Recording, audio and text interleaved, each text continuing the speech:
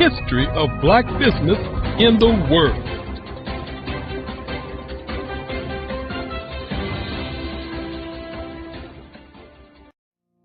Did you know that approximately 333.34 million businesses exist today, according to a report from 2021? And you may be one of those businesses, or maybe you're not in the business market yet, but you're aspiring to be a business owner. Well, guess what? You're in the right place at the right time. Because let's face it, everything is about timing and opportunity. Hi, my name is Dr. Lotus Richey, and I'm the CEO and founder of the Lotus Richey Coaching and Consulting LLC, along with the Lotus Richey Ignite Show. 15 minutes of success with Dr. Lotus Richey, as well as books to boom your business and bring who you are. And today, I want to bring this amazing message to you about the Black Business Network and the Black Business Olympics. See, the Black Business Network and the Black Business Olympics is designed to help people just like you, that's right, and look like me, to take their business to the next level. Not just in your front yard or your backyard, but globally. The Black Business Network and Black Business Olympics is designed not to just help you survive, but to help you thrive.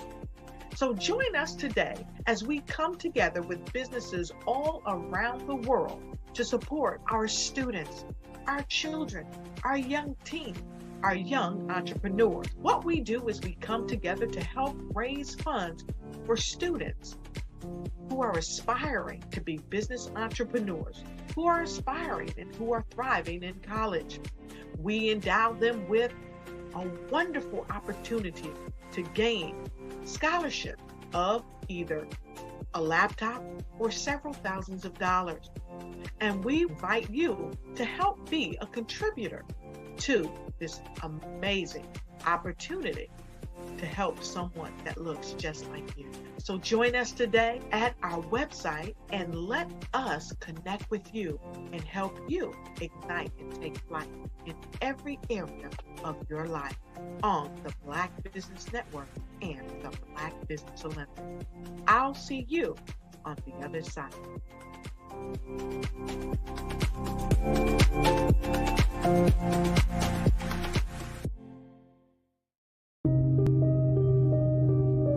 The Black Business Expo is changing my life.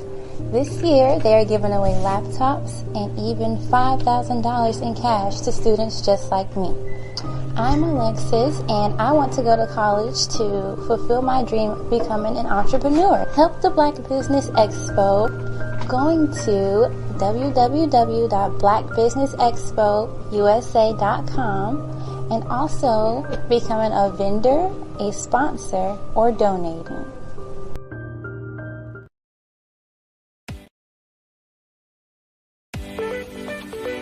You are in the right place at the right time. The Black Business Network opens again for its Black Business Olympics, a 24/7 broadcast on business, strategies, global branding, social media marketing, finance, advertisement, and much, much more. Featuring the top, most powerful entrepreneurs and speakers and thought leaders from all around the world as they gather together for this phenomenal event.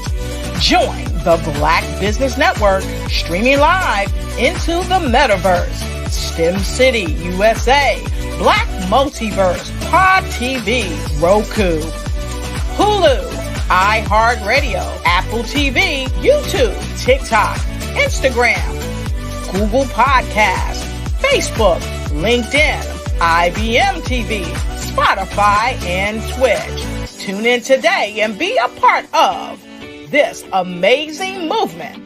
The Black Business Olympics welcomes you.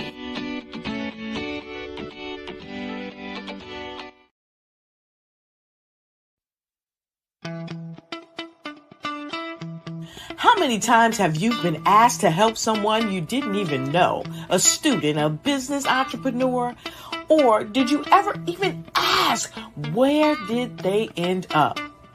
That business, that friend, that entrepreneur. Well, just maybe they ended up in a gang, bankrupt, homeless, or worse, dead. Maybe they turned to crime, drugs, and alcohol. Did you ever wonder?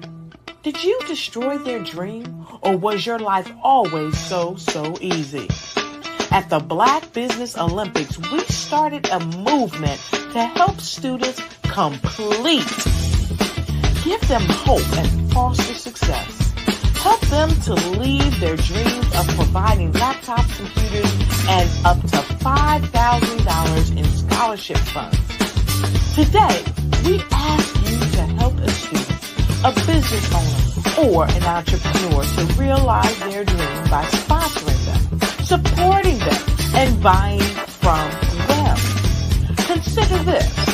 With $1.6 trillion in our Black community, we only ask for a small donation for our students, our businesses, and our entrepreneurs.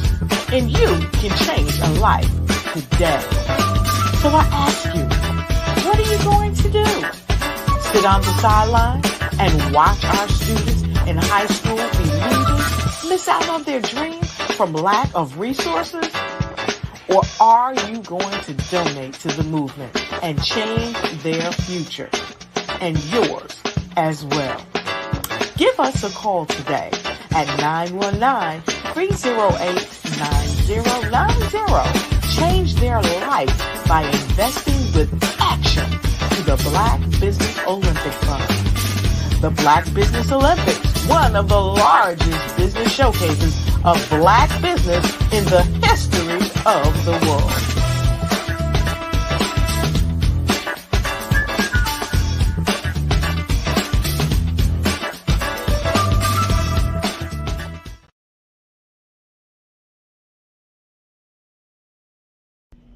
Why do I do what I do? You know, my life coach asked me that a few years ago. And she said, Tony, what's your why? And I told her, and she said, girl, you've already accomplished that. Perhaps you need a new why. Hi, Tony Harris, Amy Hoydu with Say It Said Marketing, one of your students.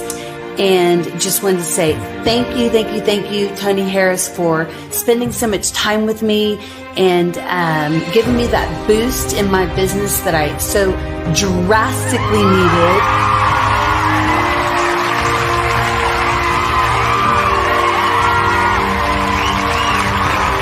My why is to touch, move, and inspire my clients to take drastic steps to be better than they were before they met me. I'm a resource. I'm a connector.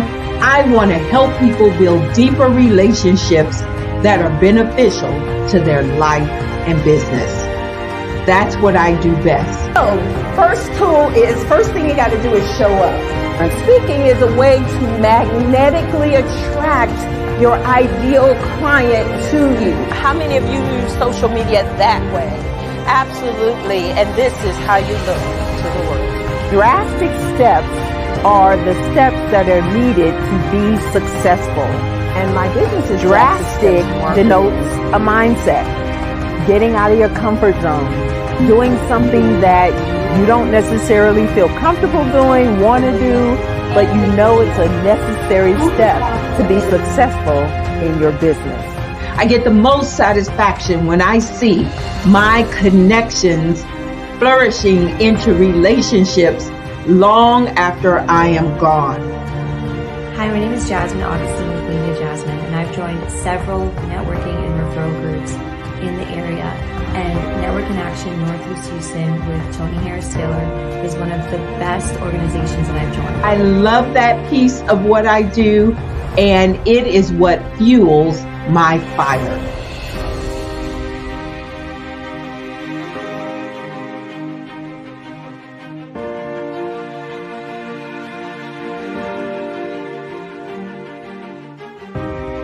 My name is Tony Harris Taylor, saying take a drastic step today for a fantastic tomorrow.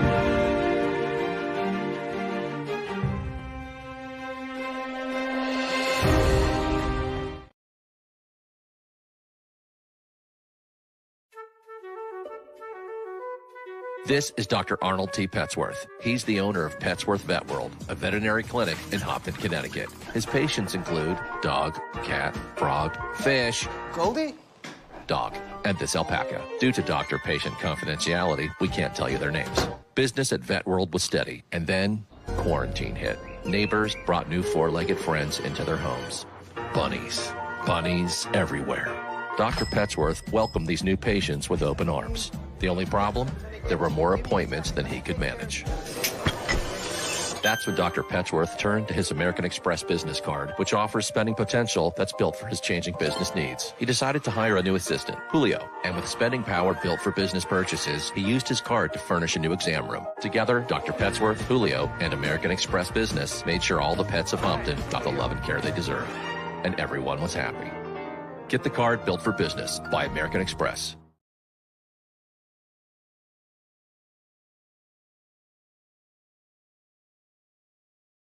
Follow the Brand TV broadcast host, Grant McGaw, as he visits with top executives and entrepreneurs to find out their secrets of success with their personal brand. Follow the Brand TV broadcast host as he focuses on brand development to build better relationships, bring value to your business, relationships, and career. You will enjoy listening to each episode that is tailored to speak to you directly. If you're looking for this type of clarity in terms of building your brand, you have tuned into the right station. Each episode will help you to shape a conversation in the 5-star BDM network of 20,000 professionals and become a springboard for your corporate engagement and business opportunities. Each guest will frame their story in the areas of personal branding, business development, career development, financial empowerment, and technology innovation. Grant McGaw explains why he is the CEO and owner of his own professional career. Grant is an accomplished business leader and entrepreneur who wants to give back to individuals to grow their personal brand strategy. Tune in as he weaves his story about new possibilities, while to you exceed expectations. If you love storytelling, this show will make for fun.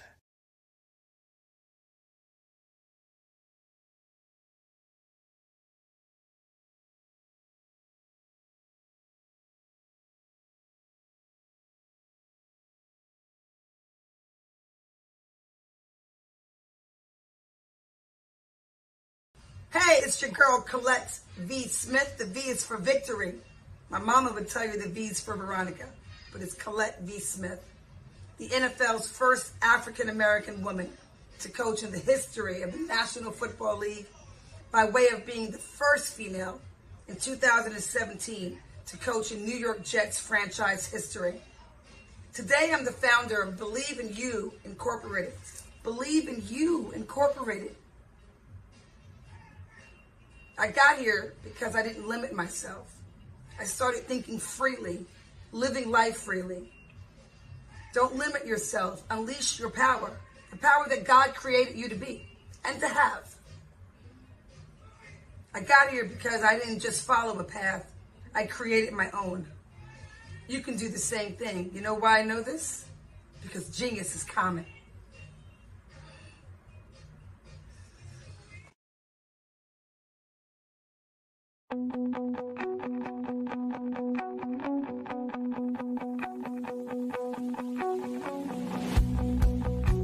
I am Black Business.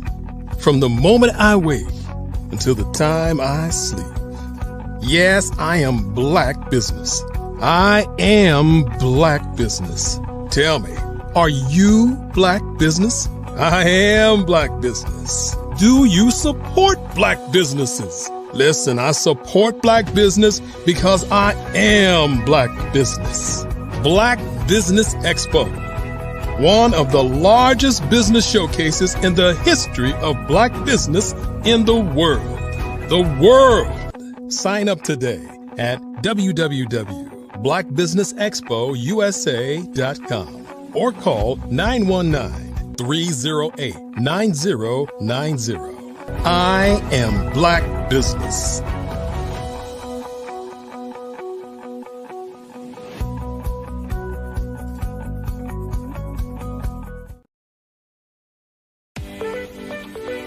You are in the right place at the right time.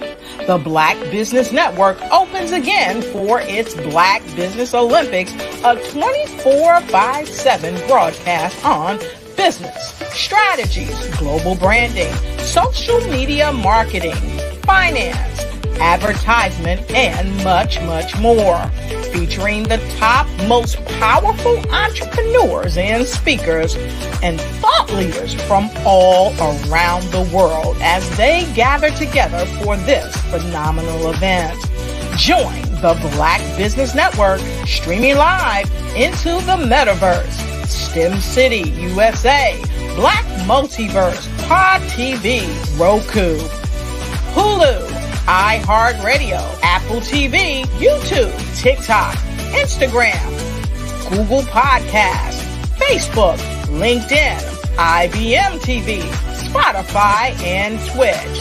Tune in today and be a part of this amazing movement. The Black Business Olympics welcomes you.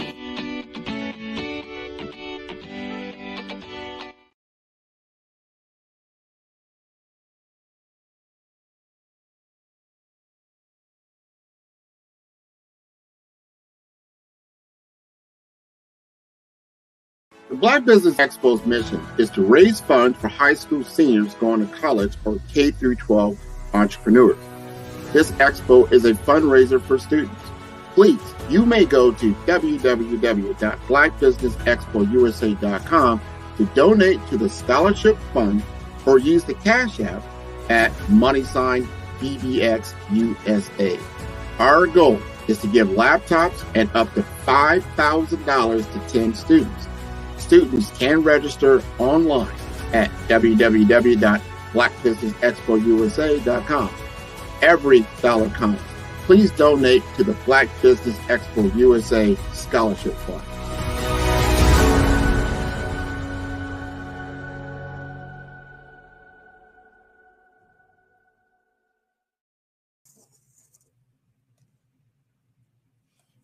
Good afternoon, business owners, entrepreneur, thought leaders, and corporate. Welcome to the Black Business Network. My name is Dr. Tanya T. Wise. Well, all new beginning, and I am a business owner and your moderator for this afternoon Black Business Network. The Black Business Network is a 24-hour business network showcasing Black businesses, business owners, entrepreneur, and thought leaders worldwide. We have speakers from North Carolina, London, Singapore, Africa, Japan, and cities all over the United States. The Black Business Network is a global network sharing this business and knowledge to empower, inspire, and educate businesses about business. We are about to talk to Lawrence Nichols, who is a leader about leadership. Genius is common, and I'll see you on the other side. Hi, Lawrence. How are you? I'm great there, Dr. Wise. How about yourself? I'm amazing, getting better every day in every way. Thank you for asking. I love that.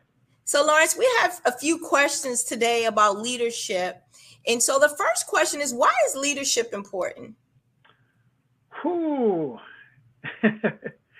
I've often heard it said that if you think you're leading and no one's following, just taking a brisk walk. The truth is, without leadership, people have nowhere to go. I found that to be true my entire life. You know, I working in various environments, I had someone once say, lead me, follow me, or get out of the way. And the truth is, people want leadership. Doesn't mean that they want to be driven, but it does mean that they want people in their lives who have a direction to go and then are taking the team along with them.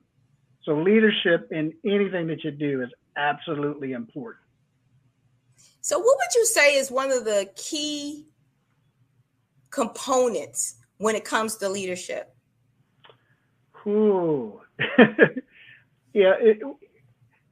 Great question. I would love to be able to narrow it down to one. And the truth is it's always hard to do that because you've got to have great listening skills. You've got to be an observer of people, of environment. You've got to be a great student, not just of your craft, but also having a broad knowledge of the things that cause your industry to move. So, I love that. Yeah. I didn't mean to cut you off. Were you going to say something else? So I was going to say just that no matter what we do, I think probably the key most component in leadership is learning to be a learner. Learning to be a learner and understanding that you're never going to stop learning. There's always something new that you've got to learn that's going to either develop you as a communicator, develop you as a leader, develop you in every area of leadership. So I think that would probably be it. And I love that. I love what you say, that it's not necessarily just one particular thing, that it's a variable of many plethora of things to make you a good leader. And I love that answer. What would you say to a person that is thrown into leadership? As we know, as John Maxwell go over some of the leadership tools and techniques, that he talks about the first level. And the first level a lot of times is where you have defaulted into leadership. You know, maybe you're good at something and your employer just makes you now a leader over that particular thing. Or even if we just sign up for a project, right? And because you are the first person to speak, now oftentimes now you're the leader of that project. Like, I know that has happened to me. What would you say to that person that finds themselves in that type of predicament, but they never really may have seen themselves as a leader? That's an absolute, I love that question. So me being a man of faith, I'm going to tell you the first thing that you do in situations like that, pray hard, pray. And I say it lightheartedly, but the truth of the matter is most times that when you're being thrown into a leadership position, and there's two approaches I think that you can take to that. One, you can run scared with your hair on fire, pants on fire, and run around the room saying the sky is falling. Or you can say, you know what? Everything that I have, everything that I've learned, every experience that makes up who I am is already present. Let me leverage who I am and what I have against this leadership challenge. All too often, I think what happens is people, for whatever reason, see the leader as being some demigod, if you will. And the truth is, leaders are people too.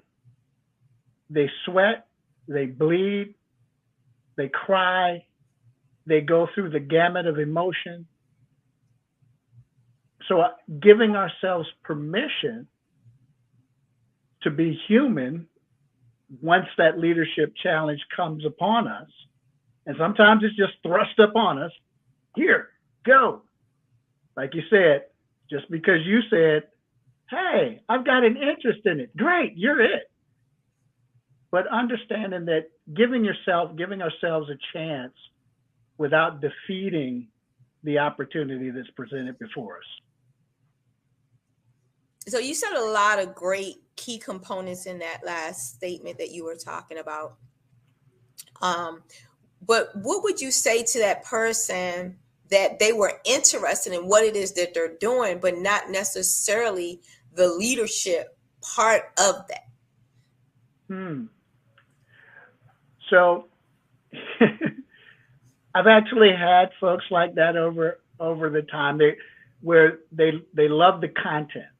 They love the idea of being the technical expert. They love the idea of getting their hands dirty, but they don't necessarily envision themselves as leaders. And if I've learned nothing else, John Maxwell says something that is absolutely mind-blowing, but a very, very simple concept. It's mind-blowing, but it's a very simple concept. Leadership is influence. Nothing more, nothing less. I love that. I love that. Yep. So that person that I tell, that says, hey, I'm not a leader, I just want to do this, my response to them is, but you are a leader. The last time someone asked you, where should I go eat? Or where should I, get a bargain on some new clothing item, you were able to give them an answer. You were able to point them in the right direction. As a matter of fact, you probably were able to give them several possible solutions to their problem. And when we really think of it in that manner, when we really embrace the fact that we influence people day in and day out, and that makes us leaders because people come to us and they ask us stuff all the time. If you're a parent, you influence your children, you lead your children. If you're a spouse, you lead your spouse. If because you have influence with your spouse. You may not be having much influence with your dog. Well, maybe your dog if you feed it. Your cat, absolutely not. So, but you've got influence, and if you got influence, you are a leader. Absolutely. And I love how you put that leadership, and reminding people that leadership has a lot to do with influence, because with social media these days, people want the likes and they want the hearts and they want people to comment on their page. But I don't know that they also have equated that as part of leadership, right? So can you talk a little bit about how social media influences leadership? Ooh. Social media is absolutely, so think of it in this manner. When we talk about leadership and social media, it's unlike the way it used to be. You were a leader in your sphere, whatever that was, and usually that was pretty close hold. Your leadership was limited to your workspace. Your leadership was limited to your family. Your leadership was limited to the clubs that you might belong to. But now your leadership has the opportunity and the ability to go worldwide in a matter of seconds. In a matter of seconds. And so with that, if we understand that we are leaders, whether you're a thought leader, a fashion leader, whatever kind of leadership sphere, space you live in, that comes with a responsibility. And unfortunately, I'm seeing so many people that have the power of leadership in the social media space abuse it because they feel it's necessary to tell their truth. Mm. Here's the thing, and I might get some hate mail on this, but nobody cares about your truth to that extent. People care about your truth to the extent that it helps them become better. And oftentimes people take license to tell their truth to the degree that it is destroying other people. And that's the example that it's setting. And we live in a culture that eats that up. It says that that's the right thing. So I always go back to what kind of value system do you have in place that monitors, that governs how you lead in the social media space as a leader? I love that. And I think that you really hit the nail on the head when you talk about how people want to give their truth. And I'm guilty of that. Growing up, I had to learn how to cultivate my talk, that, you know, everything that comes to mind doesn't mean it needs to come out the mouth. And so I think many of us have been in that predicament, and not all of us have really evolved in life where we don't do that. And so what I think, and you can tell me, what is your take on leadership beginning with you, learning personal development and learning to really lead yourself first? What is your take on that? How do you feel that that is a good stepping stone for most people? Or what is your thought on that? You can't lead anyone until you learn to lead you. That's the, you know, and if I can say this, leading me is a lifelong journey, right? It's not like you wake up one day and say, oh man, I've got this figured out. I've figured out how to lead me. In fact, what I find, the older that I get, the more I realize that I don't know. I know that I'm painfully aware of my frailties and my faults and my hiccups and my hang-ups. And all of those alone give me the necessary ammunition to continue working on building a better me day in and day out. But if you're not willing to commit to leading yourself well first, then you are almost a hypocrite in terms of leading others. And people, regardless of how we look at it, people are going to look through and they're going to see you. They're going to see that happen. They're going to see that that you're not authentic in your leadership, because they'll be able to see all of your blind spots. They'll be able to see all of your shortfalls and shortcomings. And as a result, it's going to be difficult to lead them.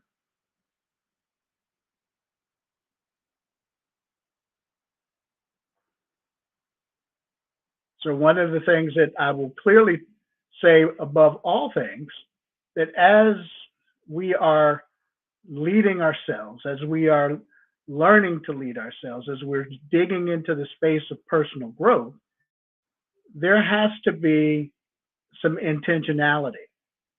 And we talk about intentionality from the space of, I wake up today and I am intentionally leading from the space and from the place that says, you know what?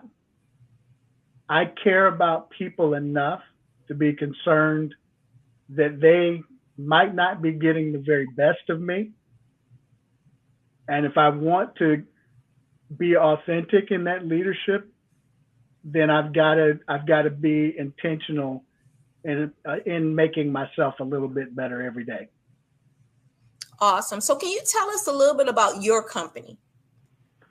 Okay. Well, I've done a little bit of, it seems like you feel like you're always creating and developing, and as a serial entrepreneur, quite honestly, I never considered the fact that I would be an entrepreneur. In all honesty, business always kind of rose to the top for me. I think back to even being a little child, and in the neighborhood, I created a small business at 4, running errands for the elderly in the neighborhood. Wow. So if they needed items from the grocery store, I would walk to the grocery store with my little wagon, get their groceries, bring it back, and they'd give me an aluminum wrapped package of maybe 50 cents or $1. Now, as a kid, $1 was a good thing, because candy cost a penny back then. And you're dating yourself. Watch it, Mr. Lawrence. You're dating yourself. The penny candy. I think the penny candy now is 25-cent candy. Come on now. Come on. So with LTN Leaders Who Win, it's a subsidiary of LTN Enterprises LLC, and my wife and I created LTN Leaders Who Win simply out of when looking around, we found that many organizations weren't necessarily being led well. In fact, most organizations didn't even know that they were leading, I won't say badly, because the truth is you don't know what you don't know. Right. And we found this to be true over a number of different places because people weren't asking the key questions that were moving them into the next level of their growth development or their next evolution of what their organization should have been or what they desired it to be. Oftentimes what we found was there was a disconnect between the leader's vision and the reality of the workplace. And it's hard to see where that disconnect lies when you're in the middle of it. Right.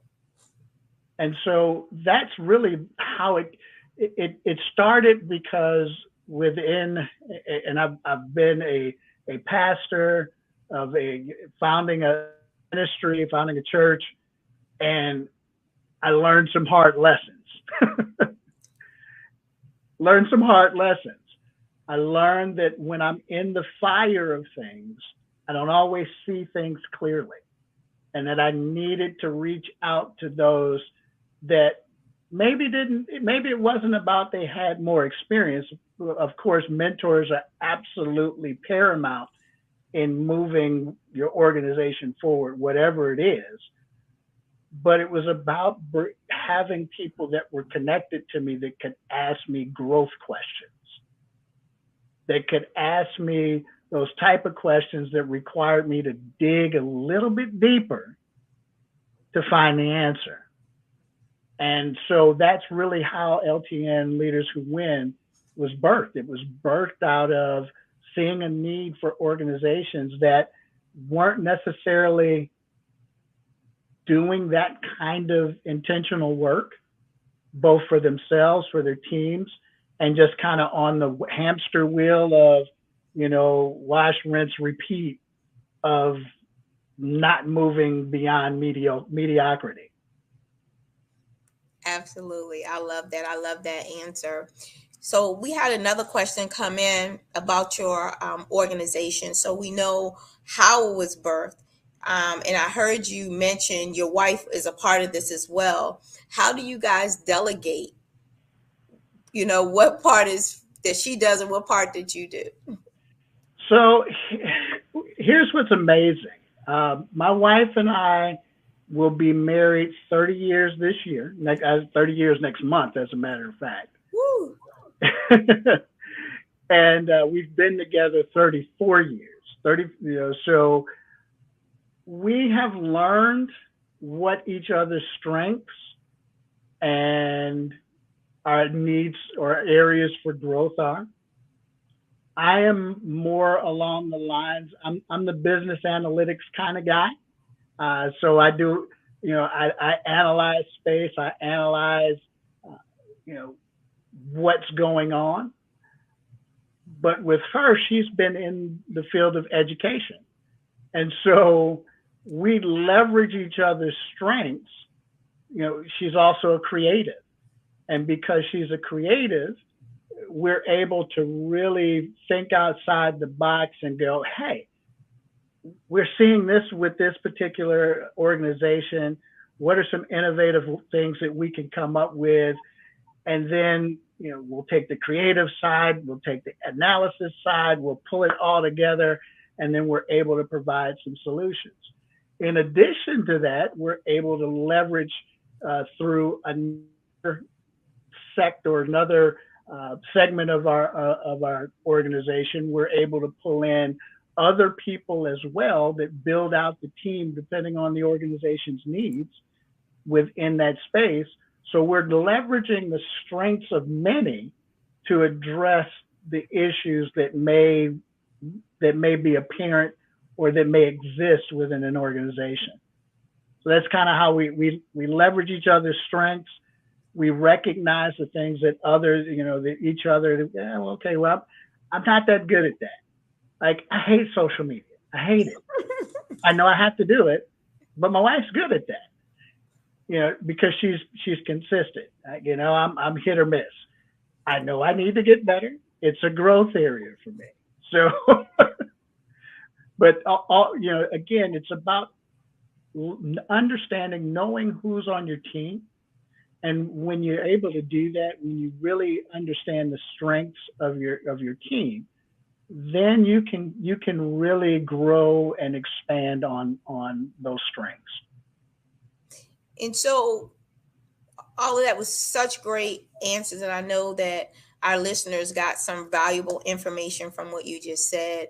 I would be remiss if I did not ask you, how do you guys handle the adversity from work into home? How do y'all differentiate and cut that thing off? Because I know, like with my husband, of course he's the head of the household, but I am the primary head in our business. So I'm just curious as to how do you guys leverage that? So that is an amazing question. And when you have couples working together in business, in ministry, in whatever it is, and with us, we've done everything together. We've built a family together. We've built businesses together. We've built ministries together. Part of that is getting back to the foundation that we're built upon. I would love to tell you that either one of us by ourselves are absolutely amazingly great people that know how to time management and always are able to provide for, the emotional and the, emotional needs for, us and everyone else. But that's not the case. Again, as a person of faith, I'll be the first to tell you that God has been the center for our success in anything that we've done, in any venture that we've pursued. Now, we actually wrote a book, and it was called Beyond the Pulpit. His eyes, her eyes, and God's eyes. And in that we talk about, and we even had some comments from our children that we incorporated in the book that speak to how the lessons that we've learned over time. One, we have to be intentional about providing time for one another. The business will be there, or it won't be there, but we'll still be with one another. Being able to set the right priorities with the understanding that some things will require more time than others, but does it fall into one of three areas? Is it an eternal issue? Is it a lifetime issue? Or is it a seasonal issue? That's good. And when we prioritize it that way, we're now able to give the attention to the things that matter most. We know that we're in it to win it. We're right, as they say, we're ride or die. So that means everything else. Not that we're, not that we're going to forsake all other things, right, but it does mean that we're going to put a premium on us. And that in and of itself helps, quite honestly, maybe it's me, but I think it's the very thing that you need to grow your business and keep your sanity and keep your marriage and keep it. Absolutely. And I think that's part of leadership. which is why I was glad that that question was asked and how you answered it, because it goes back to a lot of times, would you agree, in leadership, you do have to put your personal feelings aside in a lot of different decision makings and figure out what's the best for the masses. Yeah, especially when you're, it's easy, having led in the military, having led in corporate life, having led in, ministry life, you're always thinking about, okay, again, what's the vision? What's the vision of this organization? Which then kind of helps to place some boundaries around what your mission is, what that mission statement is. But the truth is, there are,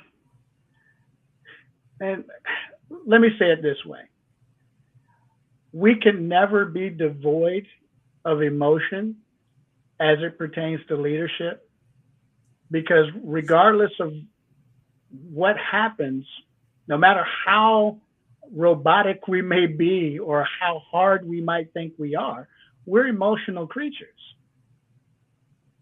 Part of what you're hearing rise up in the various business space today is, do you have EQ? Do you have the emotional quotient that exists? And the truth is, you have to have some level of emotional sensitivity as a leader to the entire, that's a part of the vision.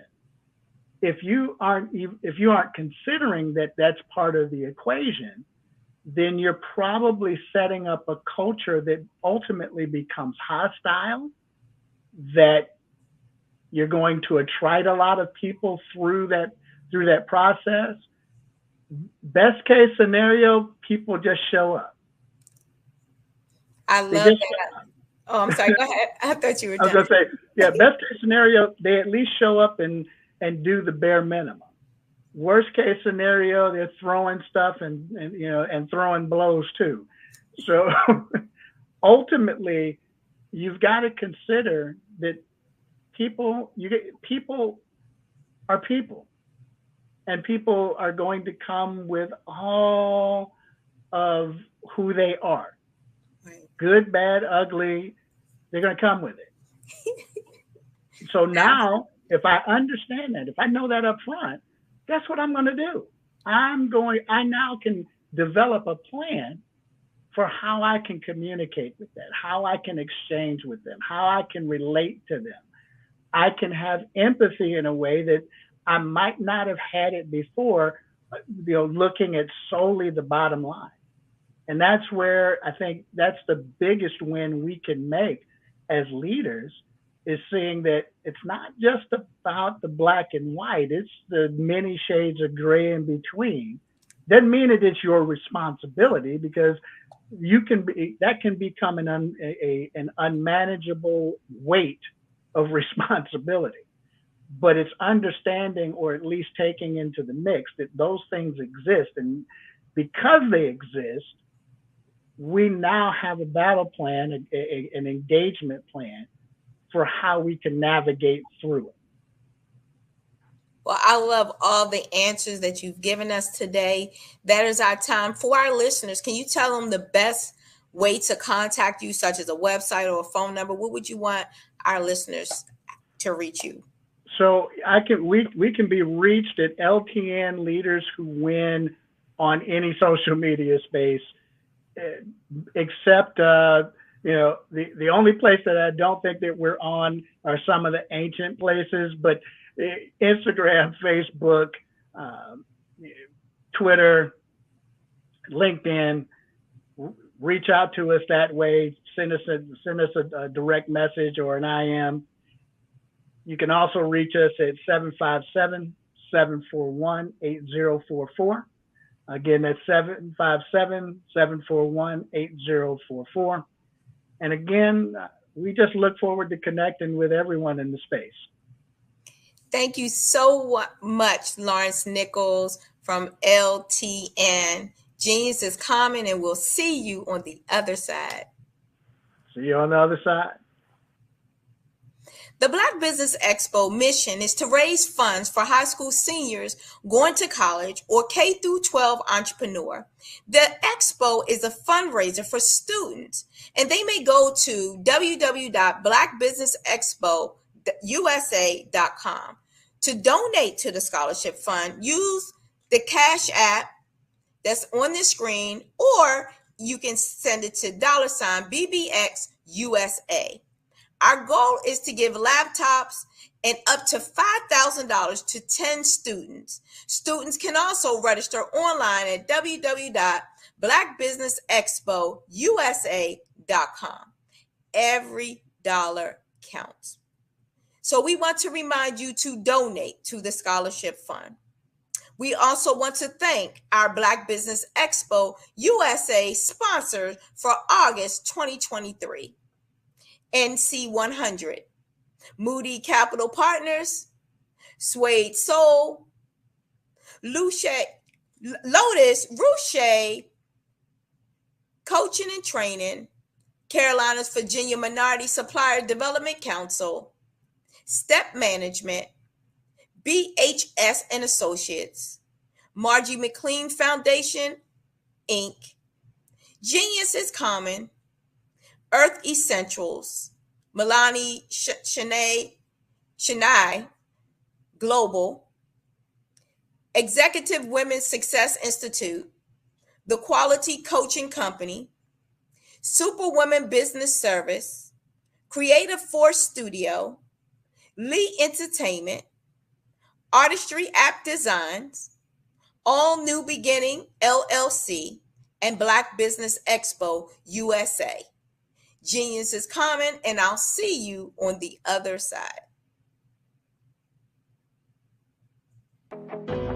I am Black Business. From the moment I wake until the time I sleep, I am Black Business. I am Black Business. Are you Black Business? I am Black Business. Do you support Black businesses? I support Black business because I am Black Business. Black Business Expo, one of the largest business showcases in the history of Black business in the world. Sign up today at www.blackbusinessexpousa.com or call 919-308-9090. I am Black Business.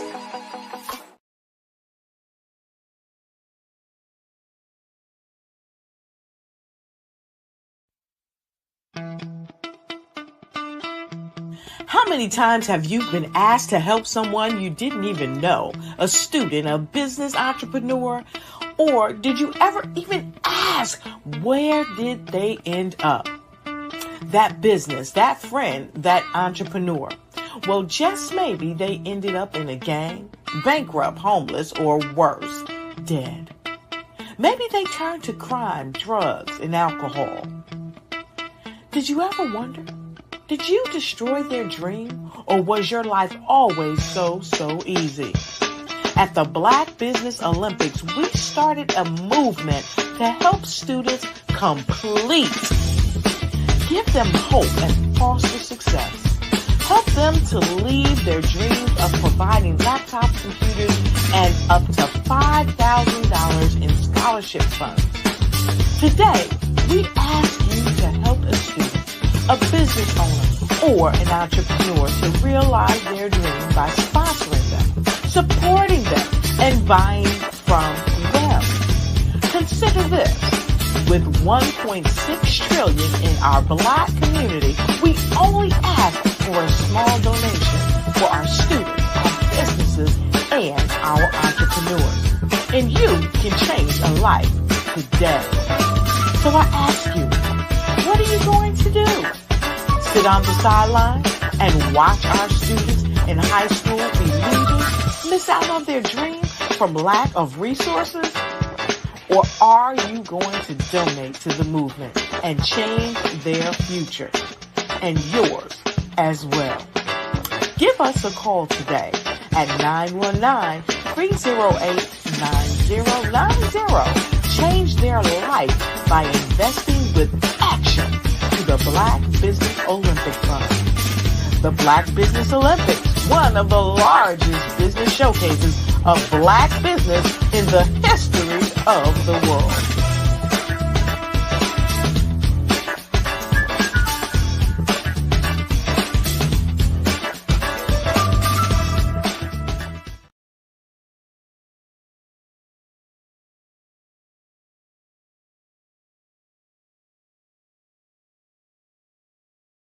Over the past few years, we've seen the growth of existing and new initiatives focused on financial inclusion, building global networks, and reducing the wealth gap in response to the idea there's not enough seats at the table. Whether their outcomes are to increase the representation of Black executives on corporate boards, ensure an inclusive global economy, or to create new U.S. African commercial pathways, the strategies are often carried out by separate programs. The question is, should they be? With the continent of Africa being home to more than half of the world's fastest growing economies, the youngest workforce, over 400 companies generating more than $1 billion annually, 700 generating more than $500 million annually that are poised for growth, and being the destination of nearly $5 billion in venture capital in 2021. Diversifying U.S. and Africa commercial engagement by building bridges between African businesses and their U.S. diaspora should begin being seen as mutually beneficial.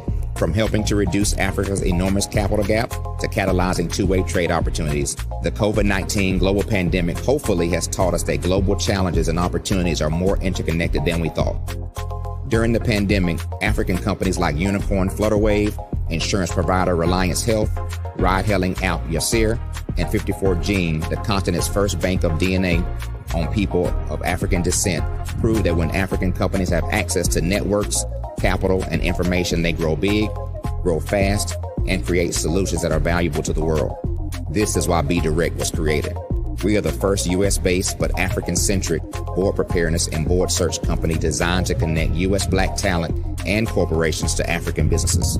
Unique and fundamental to Be Direct's success is our process of helping board candidates adapt their experience and networks to an African context before they're connected to high-growth companies that are looking to locally and globally scale. From our focus groups with African business execs and government leaders, we don't ignore the sentiment that business is easy, but people are hard. Having a pool of board candidates with hard-to-access networks and extensive experience across the business life cycle, including successfully raising capital, is table stakes for an initiative like this. So yes, we have that. But corporate or entrepreneurial success in the U.S. does not guarantee success in Africa. Developed alongside industry partners on the continent, our training program, Be Direct Prep, is designed to transpose their experience to create cultural comfort, understanding, and a commitment to helping businesses in Africa scale. Our board governance sessions are African continental and country specific, integrated with cultural awareness and dexterity training, masterclasses led by African industry execs, and mentoring and coaching from African continental-based facilitators. But even more unique to Be Direct Prep, we cap off our training program with an immersion trip to help candidates that have not been to Africa before see and feel Africa's complexity and opportunity from African soil. We all know traditional network-based board placement has historically left a lot of us out of ever really being in the paid board pipeline. Our strategy supports the work of many great organizations that are successfully filling seats at U.S. board tables by creating more tables for those that are still left on the sideline. It's time to start seeing the role and value of U.S. Black talent and businesses on the continent of Africa differently. Old perceptions and habits limit economic inclusion.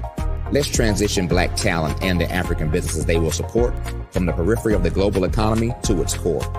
Living in a global lockdown, we all know now how fast local and global economies can change, and see the value of having businesses that hire, strengthen local value chains, and even grow globally.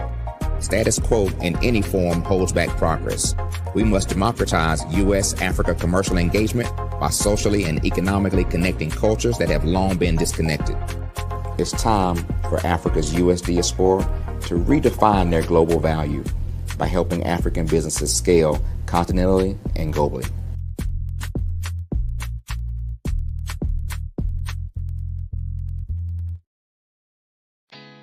Did you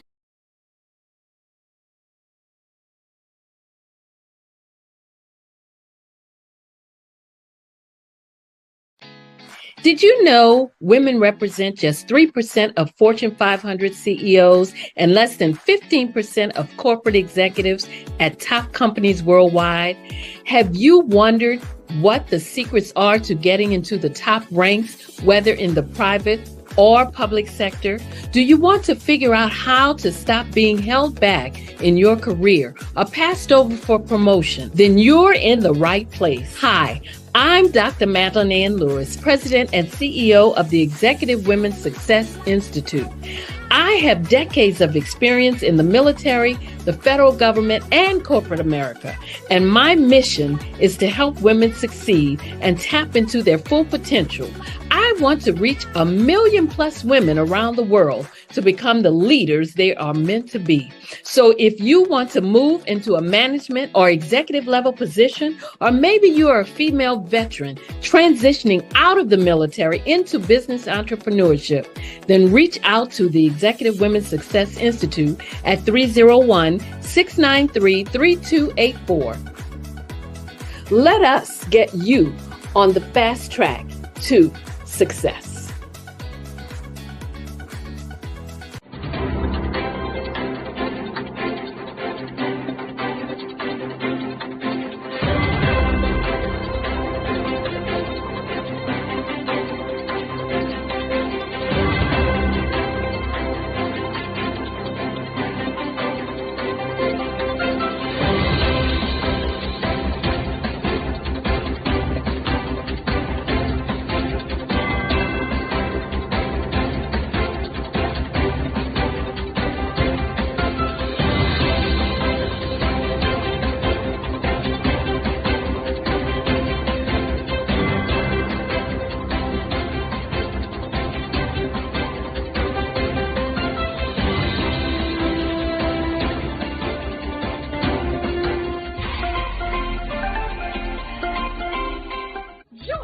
Dr. Eric Kelly III and a host of phenomenal speakers from all around the globe for this 7-day virtual event that you don't want to miss. The mission of the Black Business Expo is to raise scholarship money from kids all the way from high school all the way from college. The Black Business Olympics is one of the largest Black business showcases in the world. It is an opportunity for businesses and companies to showcase their businesses globally. We are going to be giving away laptops up to $5,000 away to students. Do you support Black businesses? Listen, I support Black business because I am Black business. Black Business Expo, one of the largest business showcases in the history of Black business in the world.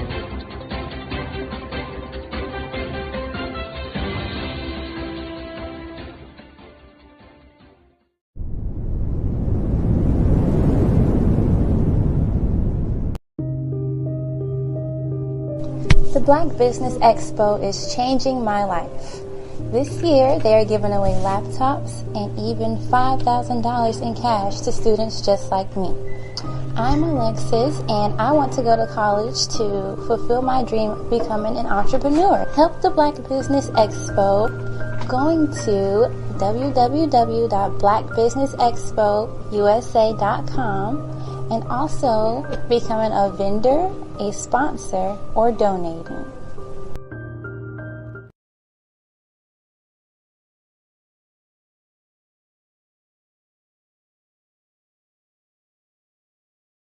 Phenomenal Tanya T. Wise, who is here from the great state of Maryland. Tanya, welcome and thank you for being with us today. Can you indulge our audience a little bit and tell them just a little bit more about who you are and what it is that you do? Well, I love being able to talk to people and have a magnetic attitude, being able to just show them. So I always like to say, level up is Coach at Tanya T. Wise here. So can you tell our audience, just give them a teaser about what your presentation will be about? So my philosophy is that we should all be living our dream life. So tomorrow I'm going to talk about how you start living your dream life. What are some of the things that you thought about in your childhood that you just kind of let go and dormant? Wow. And I want to reignite that and just give you some pointers and some tips, some tools, some strategies to be able to start living your best life now. And guess what, Rhonda? And leave an inheritance for your legacy. Oh my goodness. Okay, I know that's resonating with a lot of people. I've heard that you have a dynamic coaching program. Can you tell us a little bit more about that? Absolutely. So our coaching program help people that have the lack of time, that lack strategies, and lack the confidence to go after their dream life. So we help them implement tools, we help them implement strategies, as well as give them resources so that they can live their best life now and leave that inheritance. Wow. Oh, I love that. I love the leave the inheritance part. Listen, you are dropping some major nuggets, and I know a lot of what you're saying is resonating with a lot of people, but I think we're all curious. How did you even make this transition into the speaking and coaching arena? What's the story behind this? So I started out in finance, and I realized that a lot of people don't necessarily go after their dream life because of the lack of finances or the education behind finances. But it wasn't until I lost my firstborn, my only son, that life changed for me. And where I was going after it all, living the corporate life, hit my 6-figure income, and living in my dream house with my dream man, driving my dream car. I nearly lost it all when I lost my son. And so I realized it only takes one financial catastrophe that can change your entire life. That's what made me start All New Beginnings. Because no matter what's going on in life, there's a new beginning. And because of that, we develop a program called Wise Minded. My little slogan is, don't just dream it, let's live it. If they want to connect with you or work with you, what is the best ways for them to be able to do that? Well, for my social media guru, you can connect with me on every single social media platform as Tanya T. Wise.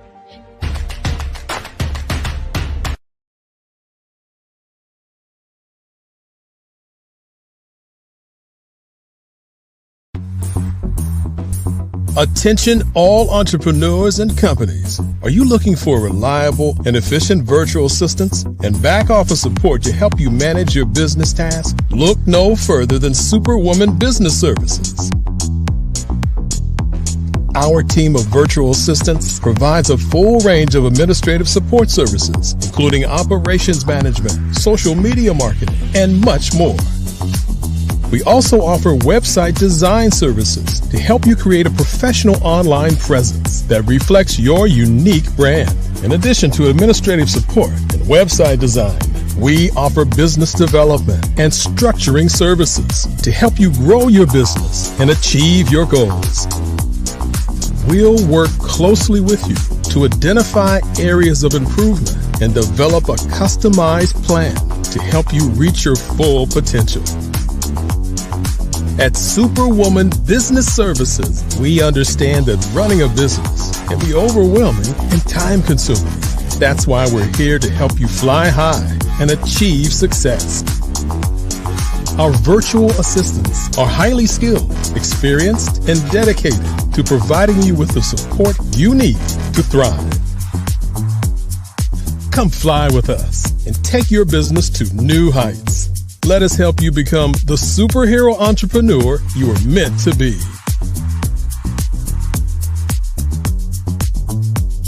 Contact Superwoman Business Services today to learn more about our back office support services. Come fly with us and take your business to new heights.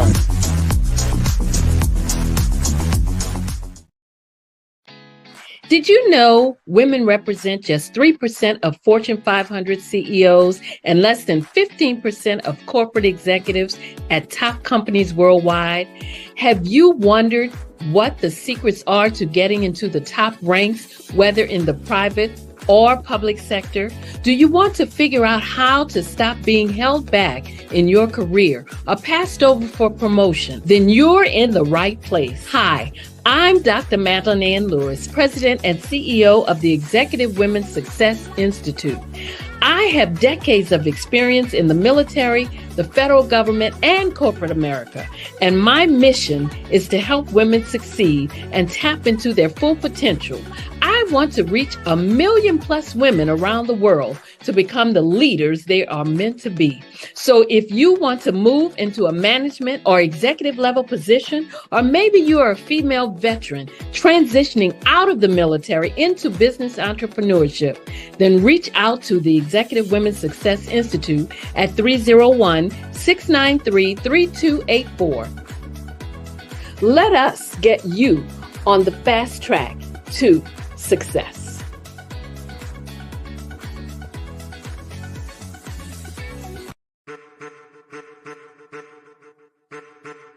I am a child of the Most High God.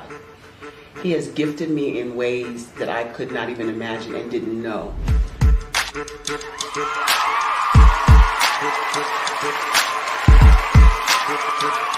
There was a time when I didn't know who I was.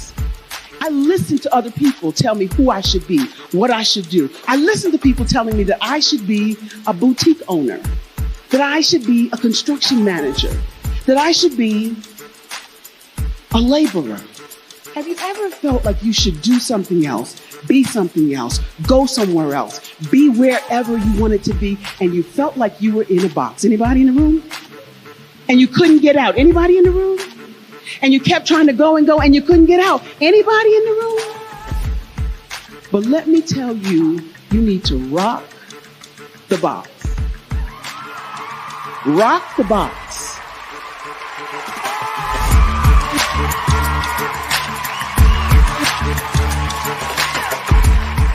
I am engaging, inspiring, and empowering.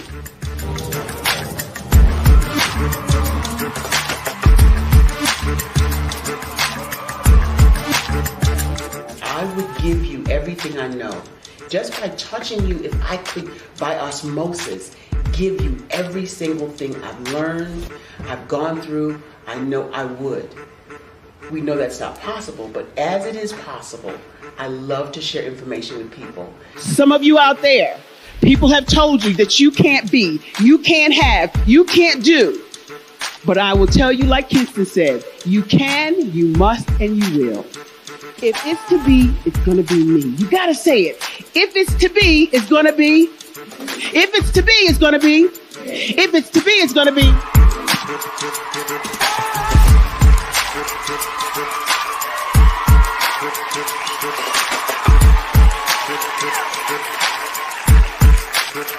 Barbara is because she believed what her mama said about her and not what other people told her. Every day you wake up, when you're in a situation, it's your choice whether it's an advantage or the disadvantage. She gained her confidence and her life, and now she is a testimony. If I can help you elevate yourself, then I feel like I'm elevating my own self as well. What you know and I know together can change the world.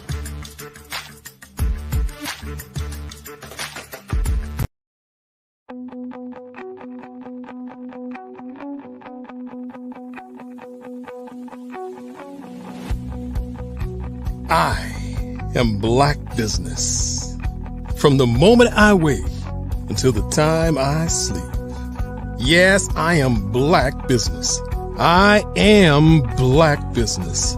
Tell me, are you Black business? I am Black business. Do you support Black businesses? Listen, I support Black business because I am Black business.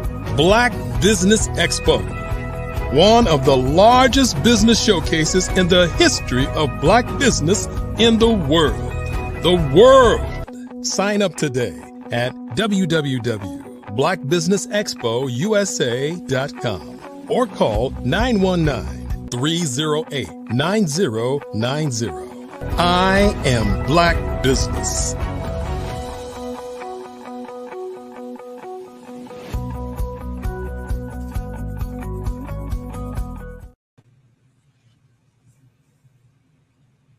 Good afternoon, business owners, entrepreneur, thought leaders, and corporations. Welcome to the Black Business Network. My name is Dr. Tanya T. Wise of All New Beginning, where we help people activate, and cultivate their purpose with their passion so that they can have a profit.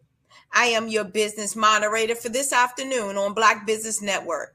Black Business Network is a 24-hour business network showcasing Black businesses, business owners, entrepreneurs, and thought leaders worldwide. We have speakers from North Carolina, London, Singapore, Africa, Japan, and cities all over the United States. The Black Business Network is a global community sharing its business knowledge to empower, inspire, and educate businesses about business. Today, we're going to have Mike John, who is hailing from Los Angeles. He serves clients globally and his second home is in London. Mike John is a self-proclaimed futurist for culture. He sits at the intersection of technology and humanity. His aim is to harness the creation and realization of a new strategy for the forefront of humanity, which meets global civilization challenges. The creation of optimal conditions, promoting technology, culture, the self-consciousness, and the realization of a new futuristic reality based on 5 principles: technology, culture, ethics, data, and privacy. Help me welcome to the stage who's going to be doing a fire chat with Mike John and So I think this is good. We're on board. Perfect. I look forward to it. Thank you so much. All right. Thank you. Have a good afternoon. You too. Take care. Bye-bye. Bye-bye. Welcome to the stage, Mike John and Sydney Wellensby. Hey, how are you? I'm amazing. I'm going to lead you gentlemen to the stage. Genius is coming, and I'll see you on the other side. All right. Mike, how are you today? Good. Thank you. How are you doing? Good. We touched base a little bit over the weekend, so I hope the rest of the weekend was good for you. Yeah, absolutely. All's well.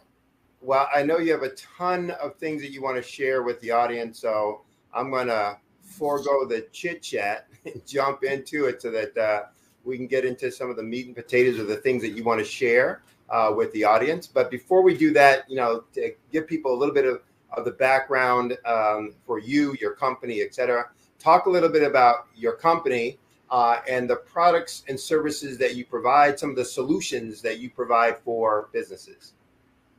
Sure. So our company is Digital Mind State. We're focused on humanizing technology into everyday life. That's straightforward.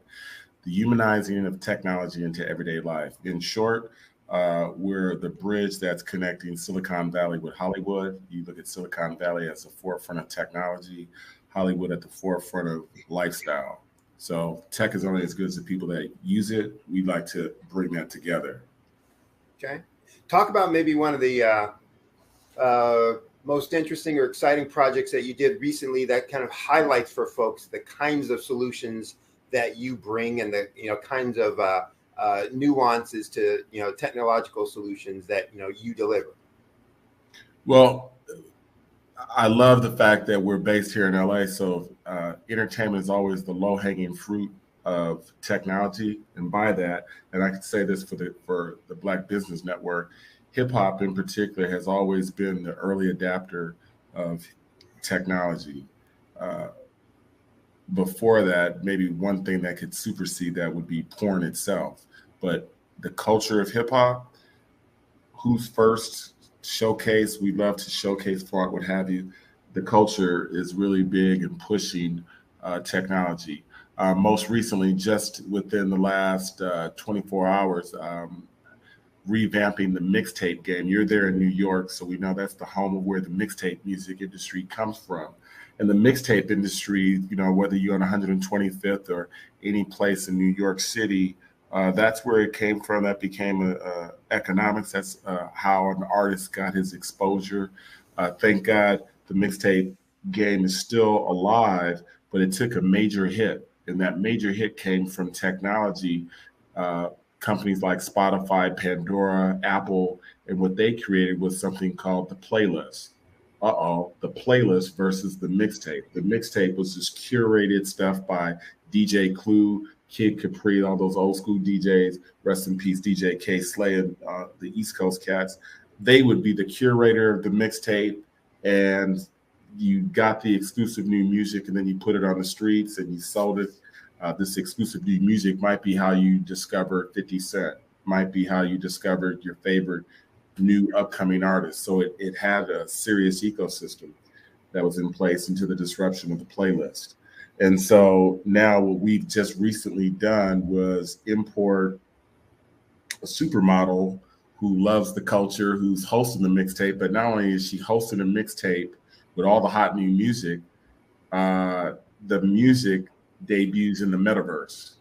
So now we put a Web3 play to what they would do on 125th Street in the analog model. Now we've put a digital model to it, and we put this metaverse. Now the album will debut in the metaverse. You'll get a chance to meet and greet with the celebrity hosts and meet some of the artists that are featured on the mix. This has never been done, and already we've leaked it deliberately. We've leaked it, and in 2 days got over 80,000 likes and 384 comments, all positive. So that's one of many things. That's just on some fun stuff. Disrupt. I love to disrupt. So the questions that you would ask, my job is to disrupt, change the business model. If it's driving, what are we driving? Are we driving a car? Why aren't we flying? If we're flying, why aren't we in space? If we're in space, how fast are we going? I deal with all of that. All right, good. So did you come at this from a technology standpoint, a problem-solving business management standpoint? What kind of motivated you, inspired you to, one, to start the company, and to two, work on these type of issues in this type of way? Well, I'll rephrase that question. My family got me into technology, or introduced me to technology, watching reruns of The Twilight Zone. All I remember was being at a table, not wanting to eat the food, my vegetables, and I had to sit at this table, and they had Twilight Zone on. And so, those you don't leave this table until you eat your food. Well, I just stayed there all day, didn't eat the vegetables, ended up watching these Twilight Zone episodes. What on earth is this? I was turned out watching Twilight Zone, and I think that became an inspiration for me. Sci-fi movies was what really started my curiosity and interest into science, being an astronaut, I guess you just naturally had it in you. Like, those were things that I was interested in. Some people might like to play basketball. Others might like to, fix cars. I was very much into space technology, very much a nerd in that capacity with a lot of street cred. So it started with having that passion, having that interest. That passion drove the knowledge. And I think where you're at with it for the Black Business Expo is to say that you now acquired this stuff. Then from acquiring it, what do you do with that? And what do you do with that could either provide solution or be a business or provide solutions? And so, again, the love of that, our company, if you visit our website, Digital Mind State, we're a strategic agency. We're very big on the word design. Companies will retain us to create the design, strategic design for them. Everything in life is about growth and activation. And so how do we grow? If we're set the suit that you have on, how many suits were pressed up? My job is to go ahead and maximize that. So I make that the business. Okay.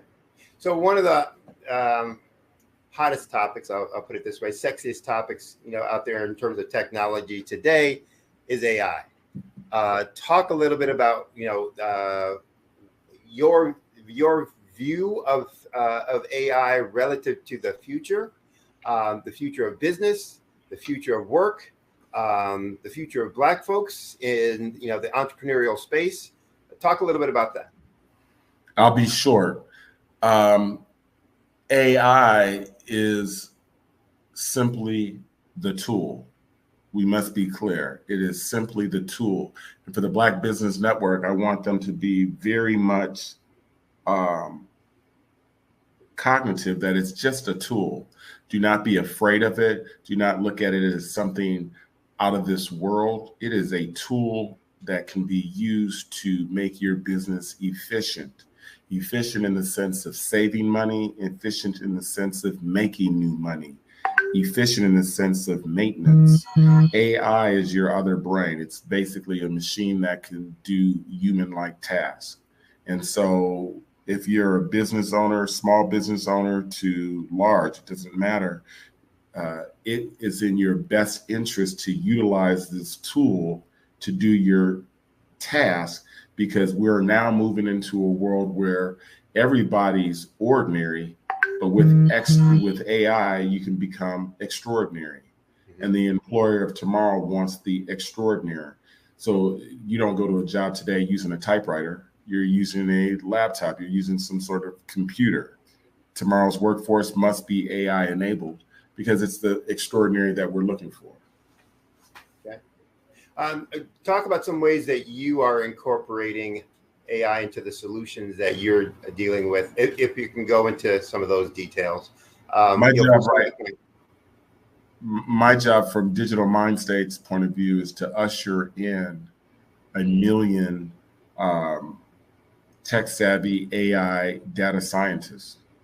I call them citizen AI individuals, where you do not have to go to University of Alabama or NYU to learn about AI. You could actually learn from YouTube. You can learn from community college. And on top of that, once you have that interest, everything is seeded with passion. So when you realize, hey, I need to do these things, there's going to increase the passion of you to get involved, to level up. So one of the things that I'm really excited about right now is ushering in the next 1 million AI-enabled, AI-competent entrepreneurs.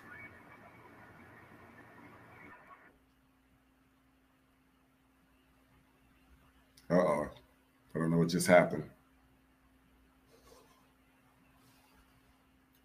Is he gone? He looks like he's gone.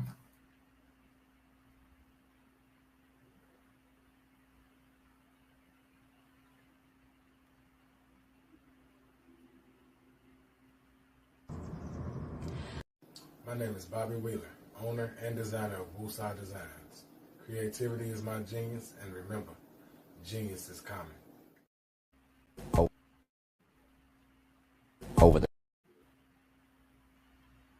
Over the past few years,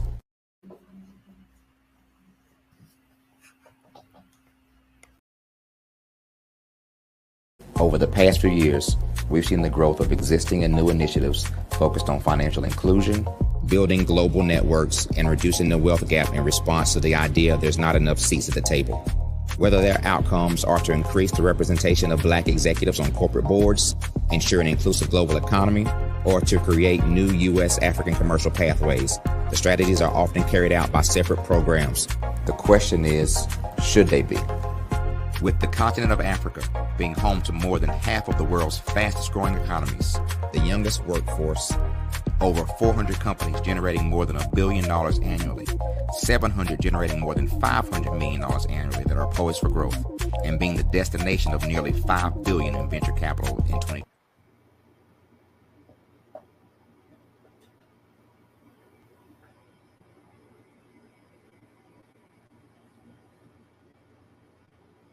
Mike, can you hear me?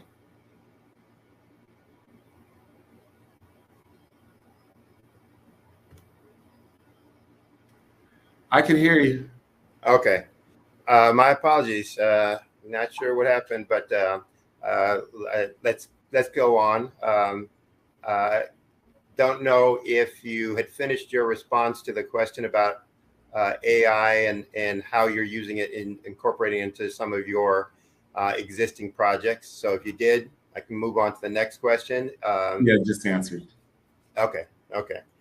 Let's talk then a little bit about where you see, you were talking before about companies wanting, kind of the the excellent, the above average, and how AI was going to help folks become above average based on their use of the technology as a tool. Talk a little bit about how you believe people can improve their comfort level and knowledge of how to use AI as a technology to be more confident and capable in the workplace. Sure. I think, again, I talked about learning and passion. And so with passion, you're going to be, and probably another word that I'll add in there, the strongest word would be a curious mind. So one has to be curious. If you're not curious to know what's going around, you're going to be ate up. If you are curious, then curiosity will lead you to the library, lead you to YouTube, lead you to a community college, lead you to a place where you can learn, you can be empowered. Okay. Now, you talked earlier about how you got motivated or inspired to be, kind of in the technology space by watching Twilight Zone. Talk about what inspired you to, start your own business versus do what you do for someone else. That's a good question right there. What made me start my own business? Is that what you're saying? Yeah. What inspired you to start your own business versus just going to work for someone else? I stumbled in it by chance. They say typically if your parents work for someone, 9 times out of 10, you're going to work for someone. If your parents are a small business owner, 9 times out of 10, you will be that way. I literally just stumbled in it in terms of I had always worked in, worked for someone, but my debut into the mobile space, I had literally out of college worked for Virgin, was dibbling with entrepreneurship, small business, but nothing serious. But it wasn't until I lucked up and was able to create ringtones. You remember ringtones, Sydney, when every phone had ringtones. So T-Mobile did a deal with me. The musicians, this is where ringtones are going to be in the future. They're going to be WAV files. They're going to be MP3s, and you'll be able to, they're going to sound like music. And I knew a lot of musicians and influencers or name brand artists. So I was able to create branded content. And when the paychecks started to come in, I became an independent business. Has a way of refocusing, right? We quickly became independent. This is a sustainable business, royalty checks, 1 hour studio session creates 6 months of revenue. And that was incredible. So I was turned out early to say that all I have to do is just be in the studio while they create these funny things, funny skits or what have you. And that would be ringtones, caller tunes. And then to see the volume of that make money led way to ringtones, led way to wallpapers, mobile wallpapers led way to mobile games led way to mobile app development, app led way to social media led way to VR, AR, which led way to blockchain technology. Then came COVID. Then because of everybody having idle time, COVID introduced the world to NFTs. NFTs started with art, and NFT has moved to music. And then from there, it's expanded into other verticals, health, anything could be minted, anything that's an asset. So that furthered me to really become, you started off as this individual that got into the ringtone space, shouts out to T-Mobile, created a sustainable business that became a label in a sense to a lot of artists. And then these artists started to look, hey, well, what's next? Tell us what's next down the horizon. Since we were able to make money with you and never did this before, you became the go-to guy for quote unquote, what's next? So that's what leads way to this word futures. What's next, Mike? What's next? Okay. So talk a little bit, you've worked for some household names and household name brands. and some that were pre-household names. From your interactions and experience, what have you seen as the most common problem that the big businesses with the big names make, and the pre-big name businesses make?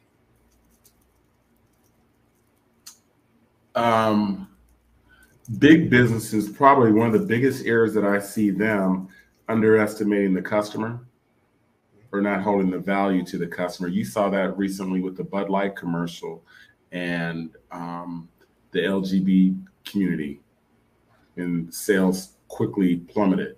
So you didn't do your research. Walmart offering for Juneteenth, hey, for the Black community, let's offer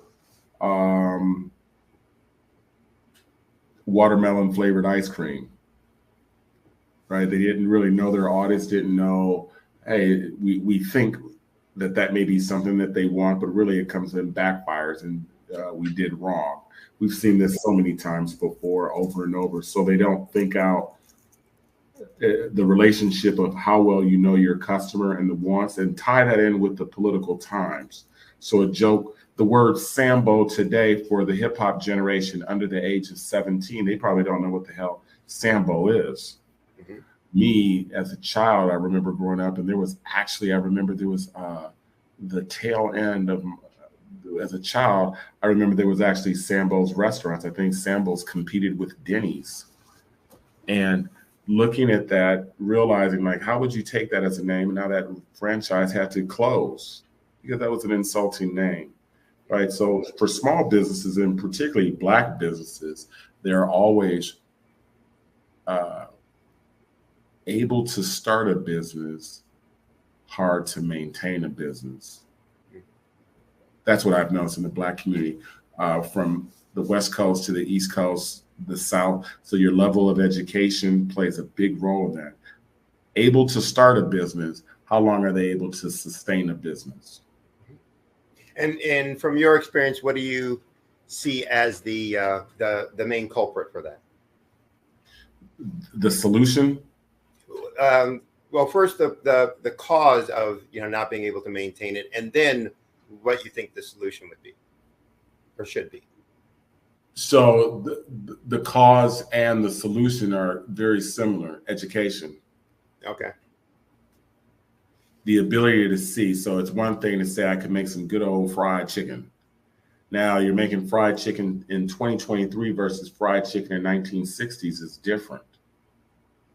But he or she that manufactures this, that makes the product, is clueless. They're just making fried chicken in the moment of, not looking at the business environment. Would it be, I've had somebody come from Detroit, move to LA, thought that they want to have a soul food restaurant on Crenshaw Boulevard. Crenshaw is pretty much a Black street. Why would we need soul food? What do they do in Detroit that's different? Mm-hmm. Why would you bring do you bring sand to the beach? You follow what I'm saying? It's like that thinking out. Like, why would you think to invest in a soul food? We got a gang of soul food restaurants. What is Detroit doing that we don't already have? Right. It goes back to what you were talking about before, even with big companies, is really understanding who is it that you're serving, and what is it that they need or want. What's the problem they have that they don't want, or what's the benefit that they want that they don't have, and really understanding that and being able to provide solutions for that. Absolutely. Okay. All right. When we were talking over the weekend, you started getting into a conversation about space. Yes. Expand on that a little bit more in terms of what excites and inspires you about that, and what relevance do you think that has for businesses today? Space, the final frontier, as they said. I knew that was coming. I'm into this phrase, decoding space or decolonizing space. And by decolonizing space, it's taking the opposite approach of what colonizing means. And to decolonize space, it should be accessible for you, just like it is for Tom and Becky. In fact, when I do speeches around the country, I try to make sure who's responsible. I just did this. I just did this the other day because I was at SpaceX. I was taking my son to SpaceX. My 10-year-old son, I want him to see stuff. So while I was there, I was letting an audience know who's bringing Roscoe's Chicken and Waffle to outer space. Just this morning, we know that, or actually this weekend, the Virgin Galactic, they have the oldest man to now go into space for a little bit with the two sisters. Sisters need their hair care product, the supply chain. Who's taking care of your hair? We have to start thinking this way. This is the future of work. You didn't know that being working at a dispensary was going to be a job now that it's legal.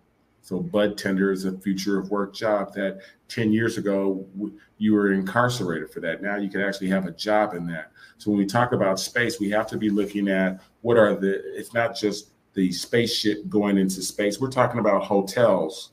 We're talking about living there. That's what the game plan is, the furtherance of humanity. So we, the culture, what are we going to bring to space that is ours? We have to start thinking that way.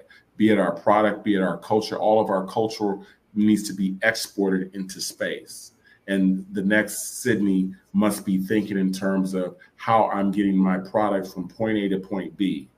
Those plannings now need to happen because in 1960, they was already planning and sending satellites that have now passed Pluto. Right. So if you were look at that margin gap. So in the 60s, 70s, they're planning to do that. Black folks in Mississippi, where Dr. Kales is from, they were in another struggle. They didn't have that luxury to even think that way. Right.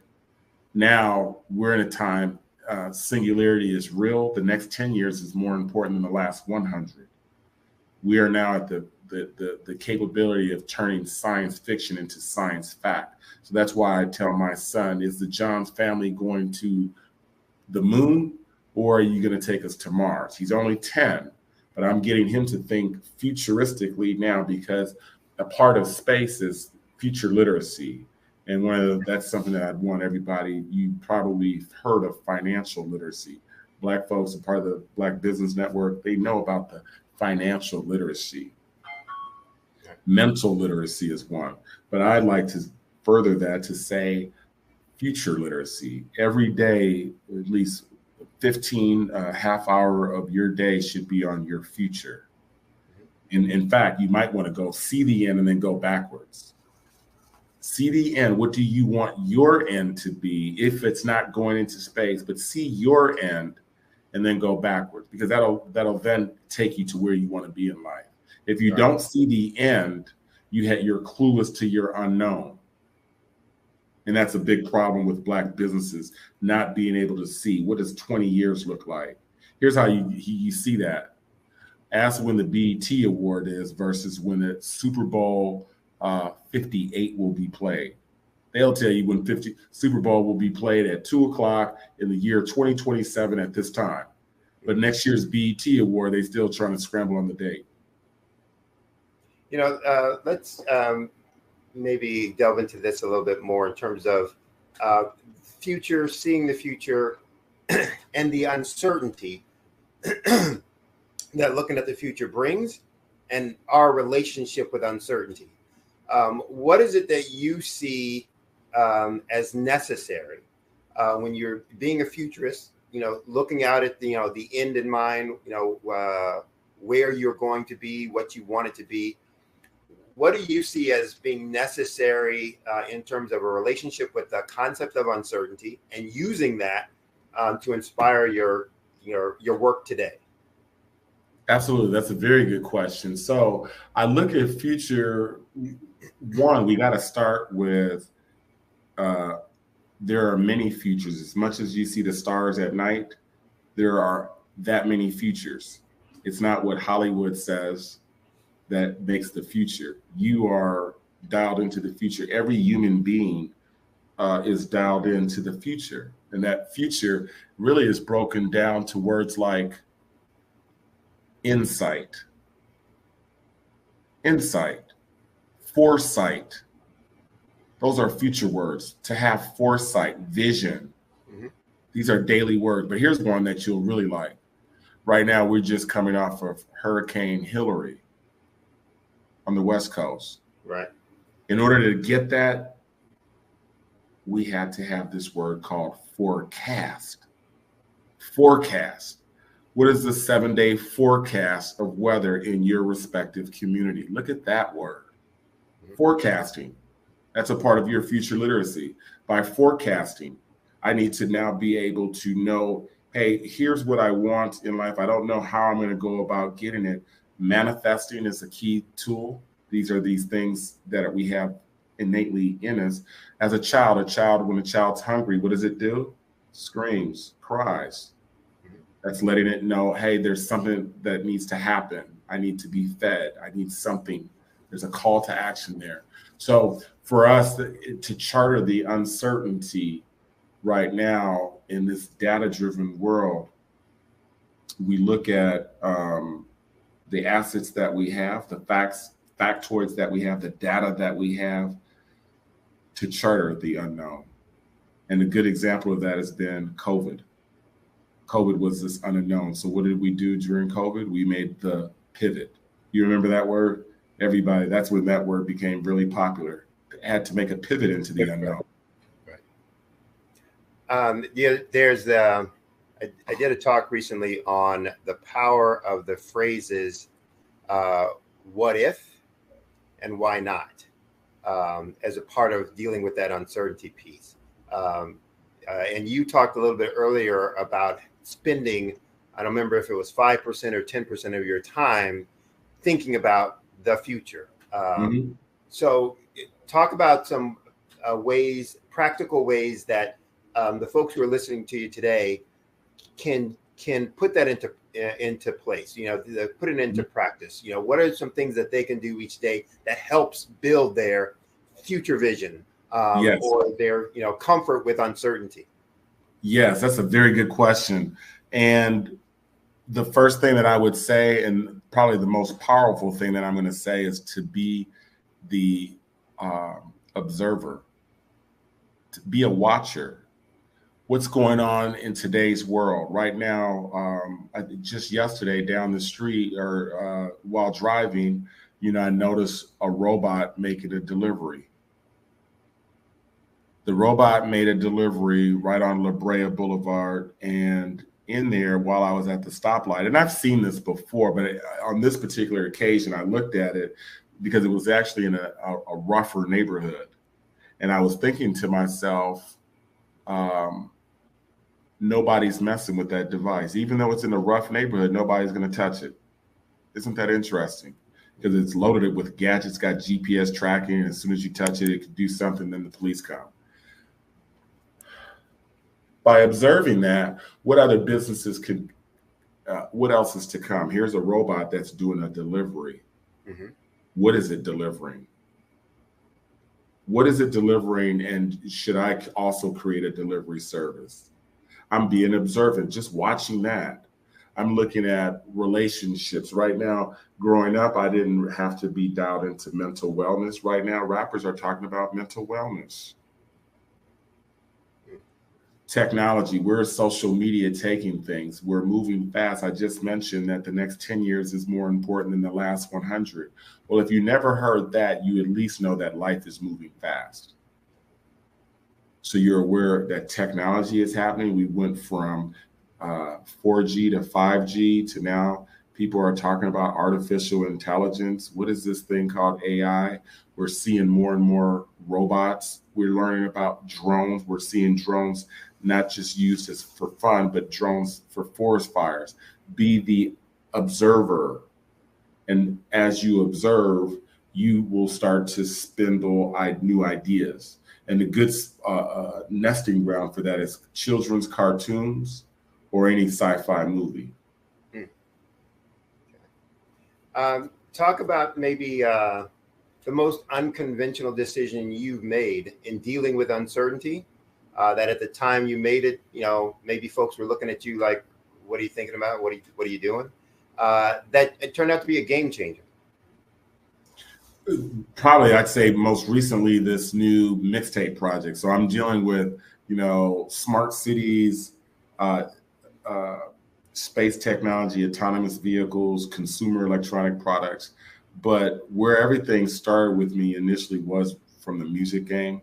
And it's so funny that as much as I try to shake that and advance to other things, it's still there. And so most recently just saying, hey, of all these other things that you're doing, the mixtape circuit, and now bringing a Web3 spin to it. I did that operating in uncertainty, the unknown, and I moved off of gut instinct. And so the answer to that is it was my gut instinct that really, and this is connecting with the future. So there's, what you manifest, and then there's you have in our godlike abilities, this gut instinct. And so I felt that just having certain knowledge of the streets, the intel, so to speak, and knowing that this would be a solution over here, this could be a game-changing twist, let's mesh these two worlds together. And that's how we got 80-something views in 2 days and 300 and something comments. So that was really just operated. It hadn't been done before. I use these people that you would least expect to make this happen.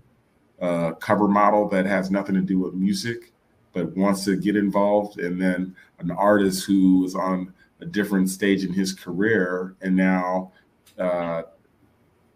as E40 say, I put the sandwich together and made a good one. And it worked. Okay, good. We only have time maybe for 2 more questions. Maybe one, but I guess the first question, Black culture has always been about excellence, resourcefulness, creativity, to get by, to make things happen, to be successful. We were always having to be creative and resourceful, always having to be more determined than maybe others. Talk about the state of Black culture now, and where do you see it going? Putting on your futurist hat, where do you see it going, and how is technology going to be a driver of that? Awesome. Well, one of the things that I'm very excited about is the amount of Black folks getting into tech, and it's for that. I've actually created Tech with Soul, a brand that gives a voice. It's a platform voice for entrepreneurs and startups and those Black in tech. You could learn more at techwithsoul.live.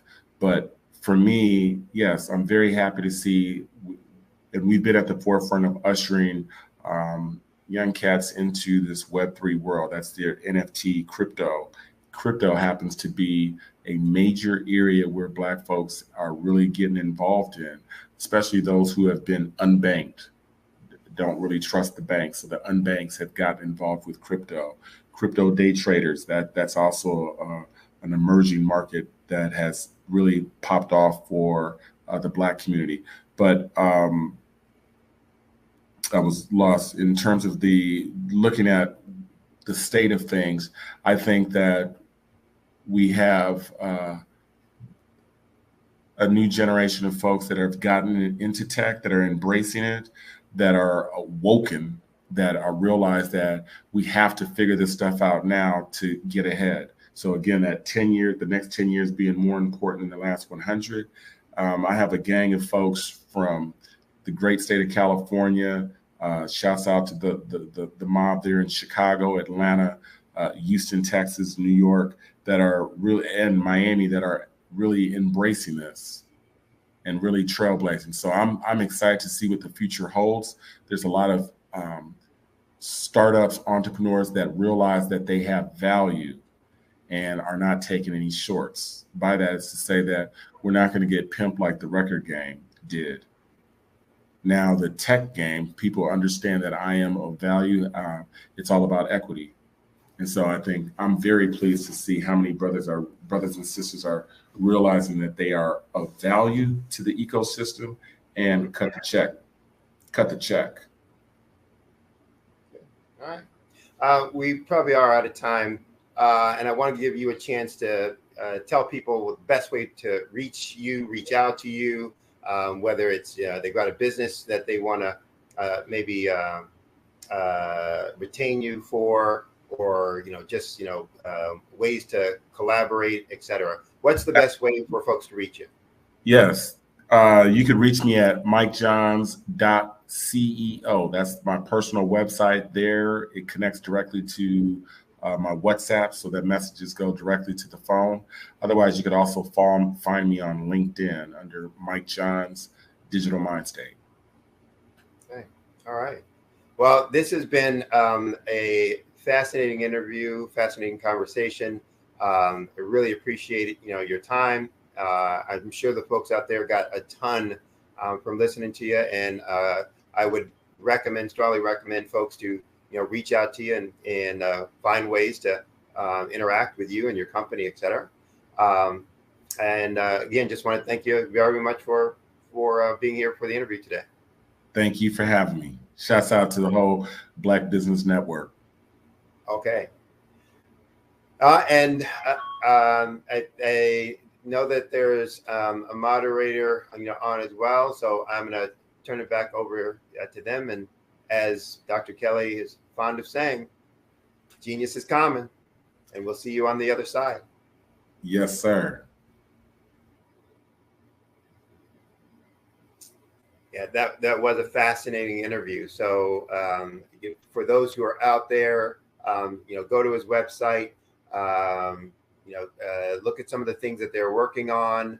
But the idea of really just opening yourself up to thinking and exploring what's possible in the future, and what that holds for you and your company, or your career.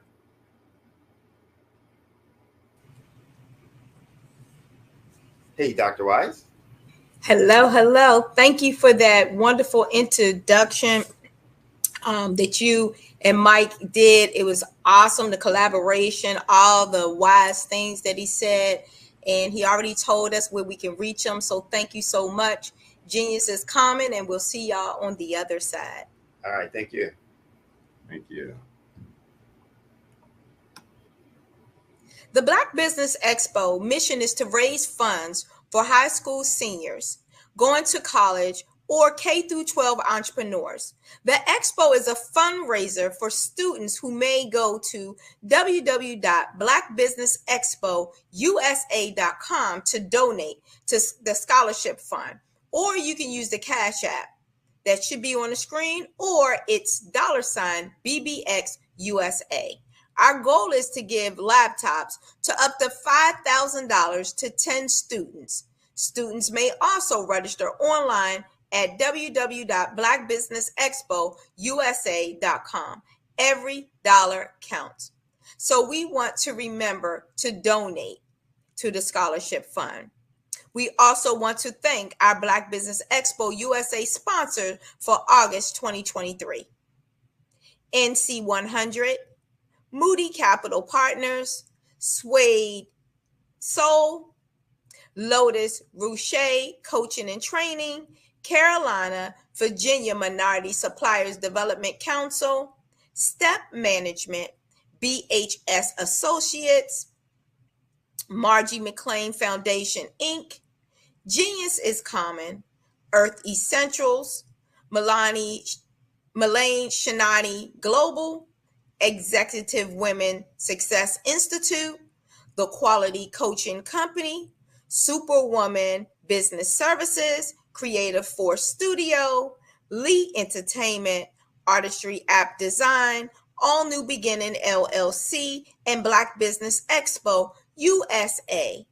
Genius is common, and I'll see you on the other side.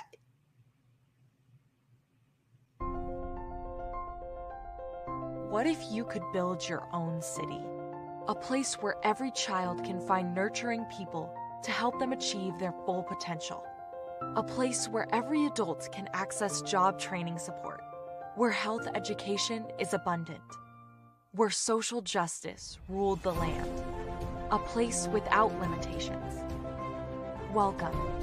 You have arrived at STEM City USA.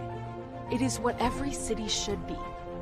a safe and trusted community where you find people and resources to help you become everything you are and beyond.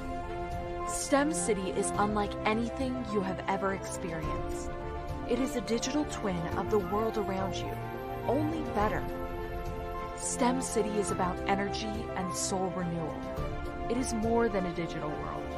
You can almost feel the power of live cultural events, music, and theater.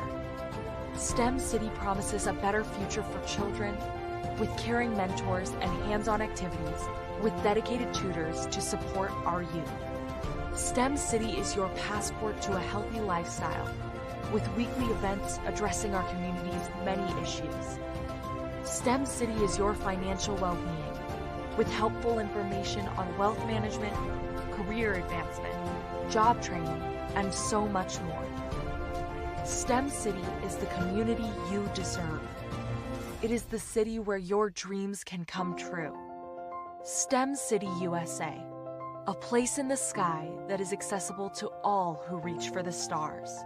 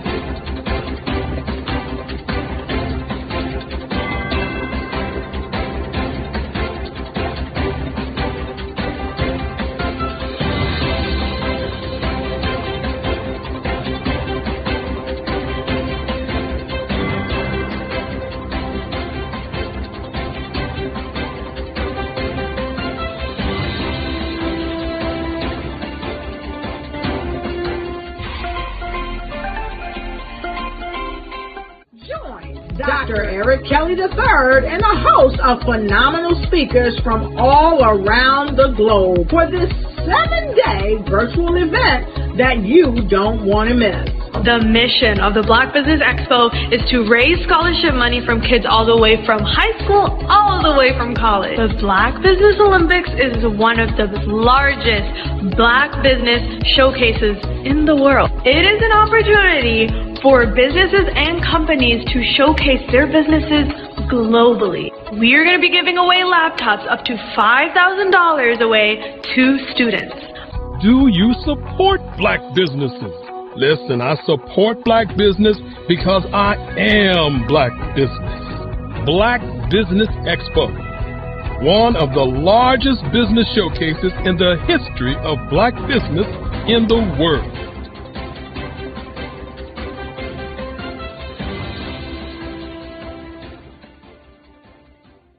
I'd like you to imagine with me, if you will, opening an app where you can collaborate with like-minded individuals from around the world, get inspiration and in-app tools to launch and grow your business, as well as share your knowledge and earn compensation, all in one app. Well, the name of that app is Truso, short for Truly Social. Hi, I'm Matthew Newman, the founder and CEO of Truso, a new concept in social media. Truso is designed from the ground up to be a platform that's both social and empowering for all its users. How exactly do we do that? I'm glad you asked. First, Truso brings the world together via video. Psychologists assert that video provides a significantly more effective connection than audio only. When you enter a community on Truso, you're face to face. Second, on Truso, you don't have to have 1 million followers to monetize. Our business model allows all hosts and moderators to monetize, no matter the size of your following, by 1, producing fee-based content, and 2, inviting others to join the platform as subscribers. Even more, Truso has an in-app resource library with over 100 free resources, forms, and documents to help you build your brand and grow your business. Third, Truso is inclusive. The deaf and hard of hearing communities make up 360 million people worldwide. Unlike audio-only apps, Truso embraces its community, providing a networking platform that allows them to participate via video and closed captioning. We even have a deaf and hard of hearing foundation in the works as well. Fourth, Trousseau is both social and safe. We refer to Trousseau as a virtual extension of the beauty shop, barbershop, and brainchild of the community. A place where there's laughter, along with wisdom, growth-oriented conversation, and genuine connections in a safe space. Trousseau even has proprietary security to ensure we maintain a safe environment for everyone. Where are we at now? Trousseau is live, y'all. We've launched in beta and we're acquiring users daily. We have an incredible development and marketing team, plus amazing celebrity influencers at the table, helping us spread the word around the globe, beginning within the African diaspora and beyond by creating a safe space for growth, connection, and collaboration. We're truly excited about Trousseau. We've created something special for which there is a global market. And we invite you to embark on this journey with us as a shareholder. The future for Trousseau is truly bright. Join us and let's go there together.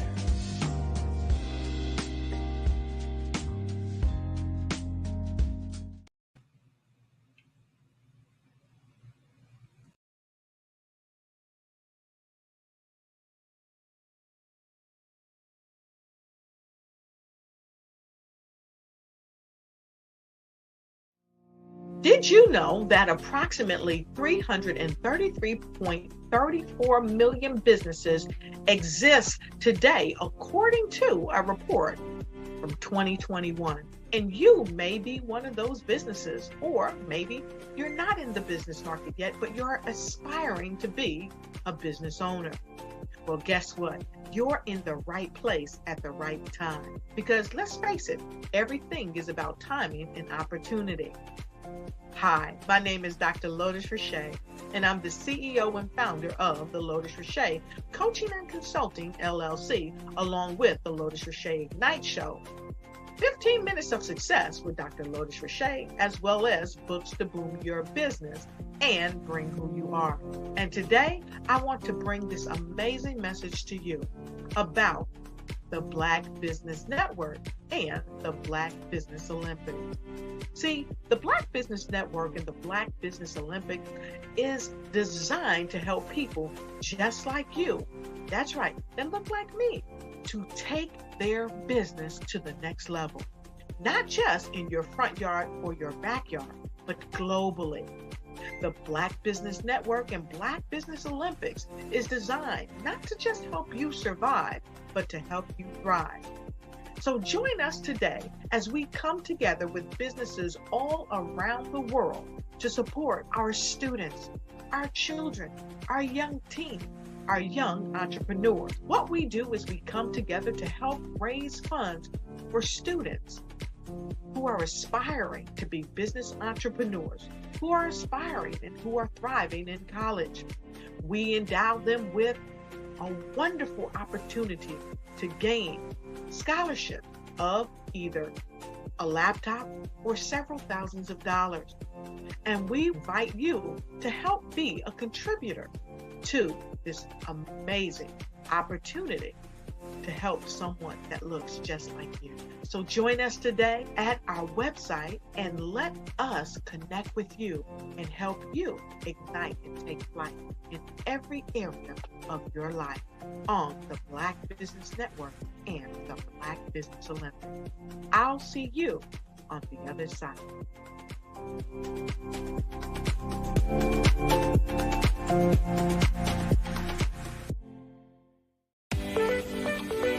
You are in the right place at the right time.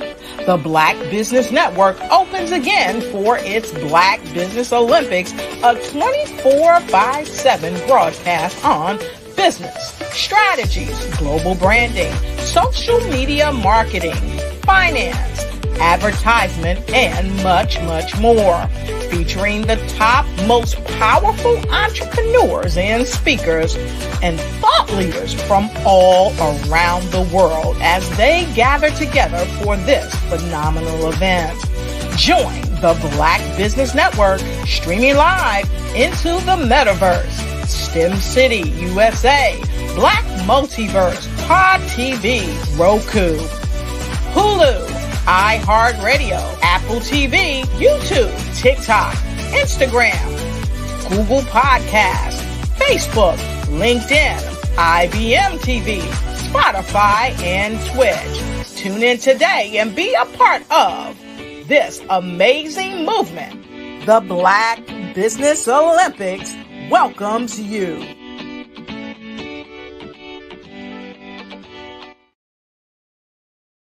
The Black Business Expo's mission is to raise funds for high school seniors going to college or K through 12 entrepreneurs.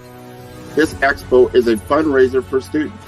Please, you may go to www.blackbusinessexpousa.com to donate to the scholarship fund or use the Cash App at $BB.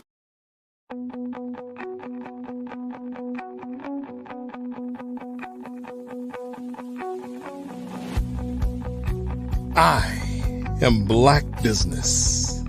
From the moment I wake until the time I sleep. Yes, I am Black Business. I am Black Business.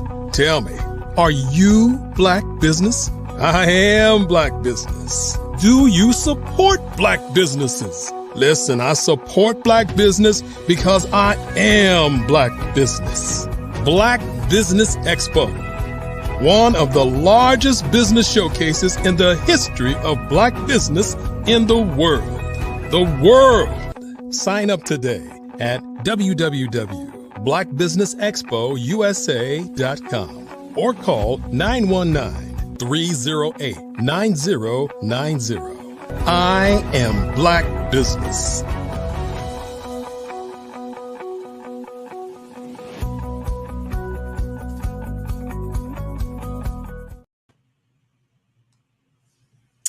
Good afternoon, business owners, entrepreneur, thought leaders, and corporations. Welcome to the Black Business Network. My name is Dr. Tanya T. Wise, and I am the founder and CEO of All New Beginnings, which helps you cultivate your purpose with your passion for you to have a profit. I am the business moderator for this afternoon on the Black Business Network. The Black Business Network is a 24-hour network showcasing Black businesses, business owners, entrepreneurs, and thought leaders worldwide. We have speakers from North Carolina, London, Singapore, Africa, Japan, and cities all over the United States. The Black Business Network is a global community sharing its business knowledge to empower, inspire, as well as educate businesses about business. This afternoon, I'm going to bring up Melanie Perry, who is a certified financial planner. Melanie Perry has been helping people create sustainable wealth by making wise decisions for over 2 decades. She is known for making financial concepts easy to understand, which helps people make sound and empowerment financial decisions. Melanie caters to women entrepreneurs by providing solid strategies that work. Her passion for financial literacy extends to educating women and children about basic money management through her financial literacy and education company, Zillionaire Enterprise. She has been recognized by many national organizations for these efforts, including Los Angeles Women's Chapter of the NAACP. Help me welcome to the stage Melanie, who is also an author. She wrote the book all about the Benjamins. Hello, Melanie. Good morning, good afternoon, good evening to wherever people are in the world today. Dr. Wise, it's a pleasure to see you. It's a pleasure meeting you. I'm going to leave you to the stage. It's all yours. Take it away. Genius is common, and I'll see you on the other side. Indeed, indeed. So I am grateful for this opportunity, as always, to be able to share some insights as it relates to our financial health and well-being. And through a spiritual lens, I help women entrepreneurs over 40 to build sustainable wealth. And through my credentials, professional credentials as a CFP, Certified Financial Planner, and my God-given gifts, by like a self-ordained therapist, I help my clients to heal their money wounds by creating an opportunity for them to be consistent, confident, and courageous in making sound money decisions. So, when you're in business, there are three things that a business needs, and that's income, of course, freedom, as well as impact. And so at Zillionaire Enterprises, we focus on creating financial freedom by helping women entrepreneurs master their personal finances by creating their own economy and ultimately making a positive impact in the world, creating legacies that make the world a better place. And if you've been in business for minutes or you are thinking about being in business, you may have heard of, work hard, play hard.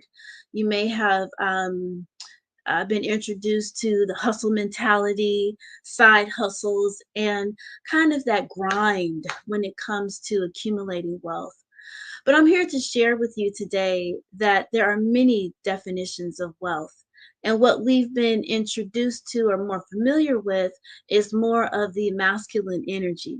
So I'm going to share with you some highlights of a broader definition of wealth, as well as incorporating some of the feminine aspects of the wealth building process. So as I mentioned, there are many definitions of wealth. And you can surf the internet to come up with 100 different versions of them. A couple of them that I like, one is by Bob Proctor, and he defines wealth as the pursuit of a worthy idea. Maya Angelou defines wealth or success is about enjoying the work. Now, when asked in a study by Charles Schwab in 2016, women actually define wealth by the things that you can't buy, like good health or the feeling of gratitude and peace of mind, as well as a solid relationship and being stress-free about money. So, are you ready for my definition of wealth? Well, here we go. True wealth is when you have harmony between all domains of wealth, and that's mentally, physically, spiritually, relationally, that is a word, I didn't make that up, and financially. So it's not just based on money, but financial wealth occurs when your money is actually working for you, creating consistent income regardless of any market conditions. Now, this happens when you own income generating assets like a business or investments. And so your business needs to be set up in a way where you can remove yourself from the daily management or go on vacation, and the business can still produce income without you. And passive income comes from investments that don't require a lot of energy in order to produce the income, at least according to the IRS. That's the IRS definition of it. Now, businesses like car washes, vending machines, and laundromats generate passive income. Even though there's work like managing property, it's minimal in the eyes of the IRS. And when it comes to your business, I ask you, what kind of automations have you added to your various revenue sources that are going to come to you without any ongoing effort? In other words, what additional income sources have you created where it's like a set it and forget it, right? And think about what can you add if you haven't considered these factors already. Now, one thing that I have added are affiliate programs. I often suggest a platform called QuickBooks to my clients to get their books, their finances, business finances in order and hold themselves accountable and be able to maintain that understanding of their cash flow through QuickBooks. And so I said, well, I need to have that as an affiliate since it's something that I commonly recommend. Now, many clients that I have various types of businesses. And for my clients who are therapists, I have encouraged them to create journals, and you can sell that on Etsy or Amazon or directly on your website, right? And, they encourage their clients all the time as a part of their therapeutic healing to write in journals.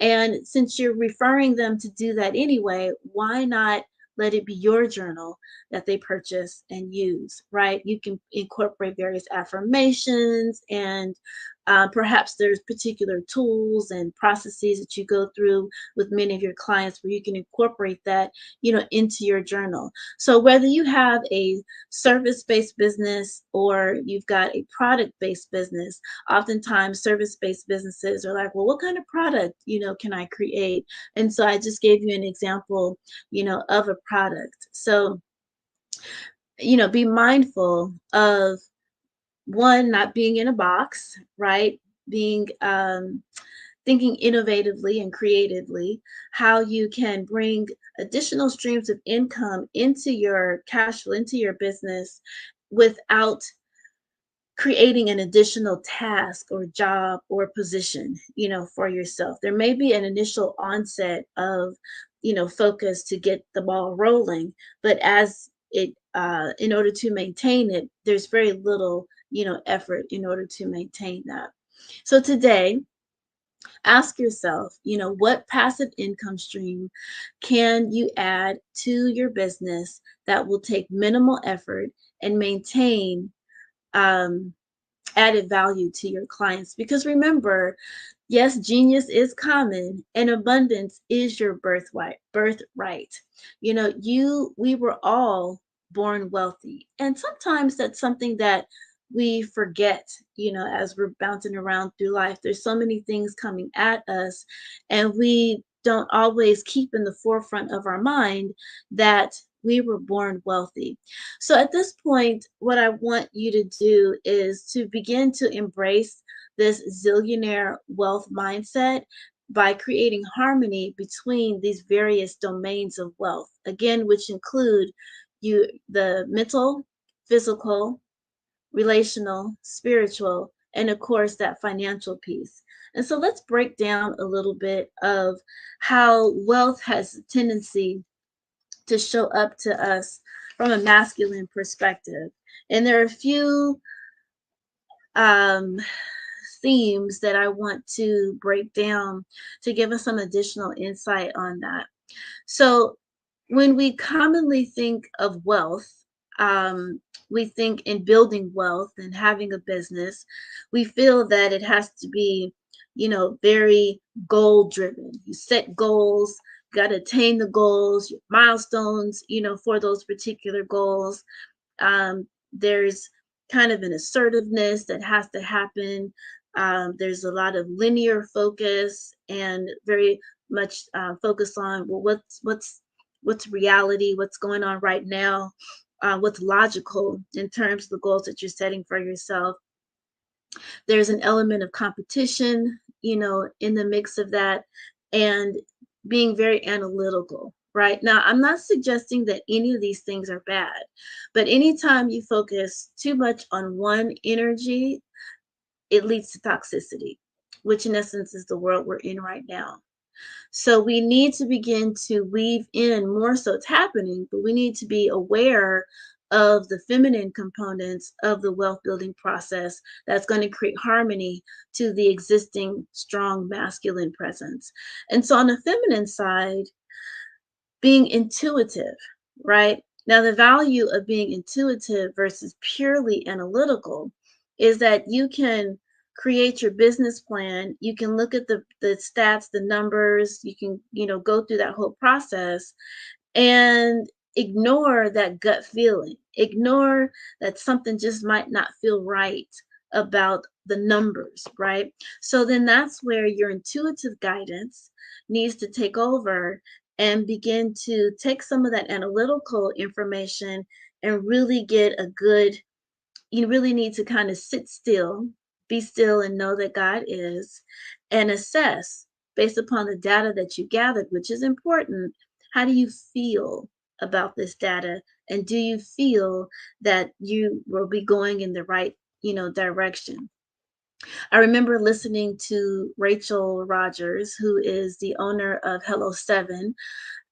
She has a podcast, and when one of her in the pursuit of her writing her book and publishing it, We Should All Be Millionaires, her business advisor, CPA, one of the professionals on her team indicated that Black women just don't sell very many books about on wealth, and not to really, I think she wanted to, I think the advisor was suggesting to charge $10 or something like that for the book. And she was like, no, we're going full throttle, full price with this.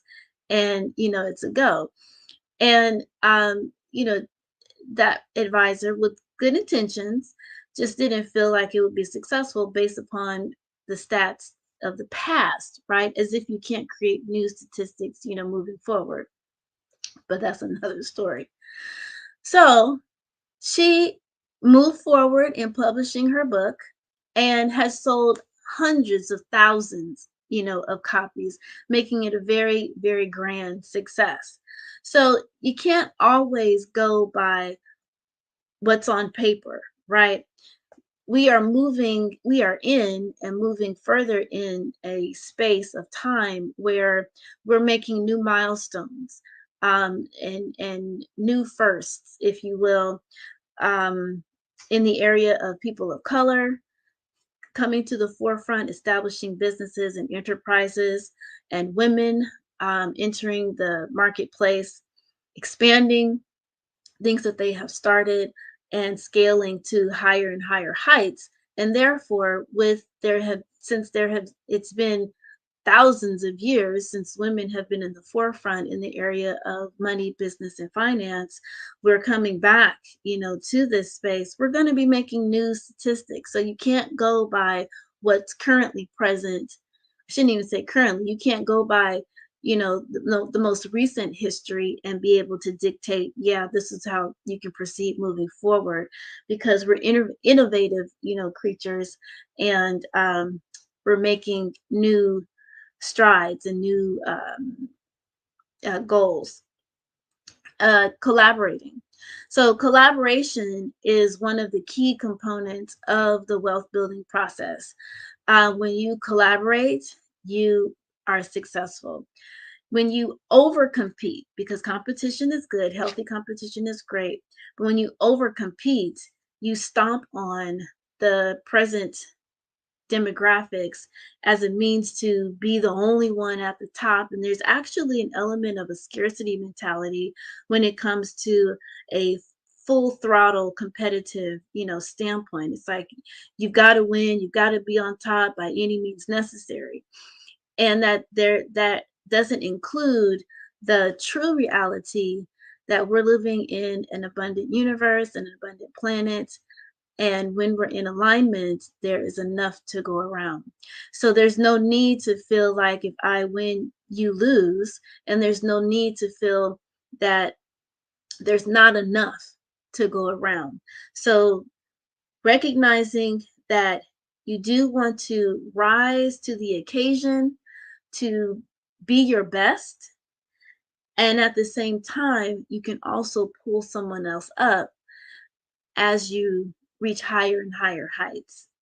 So being creative, right? So some people know that I have designed jewelry, real accessories. And so that particular process is a creative process. There's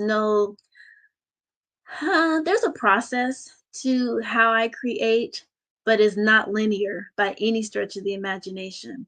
So I've designed purses in my time, clutch bags and shoulder bags. And when I would think about what colors I want to create, what textures, what I would do is I have a bag of scrap leather, and I would throw all the leather on the floor, and then I'd begin to color coordinate, and I'd see various textures, colors, and I'd begin to just kind of put them in a pile, and then I'd begin to create from that. Now, oftentimes people would ask me like, oh my gosh, this is beautiful, it's great, I love it. Do you teach a class? No, I don't. I don't have that skill set to be able to teach someone to be creative. That's not my gift.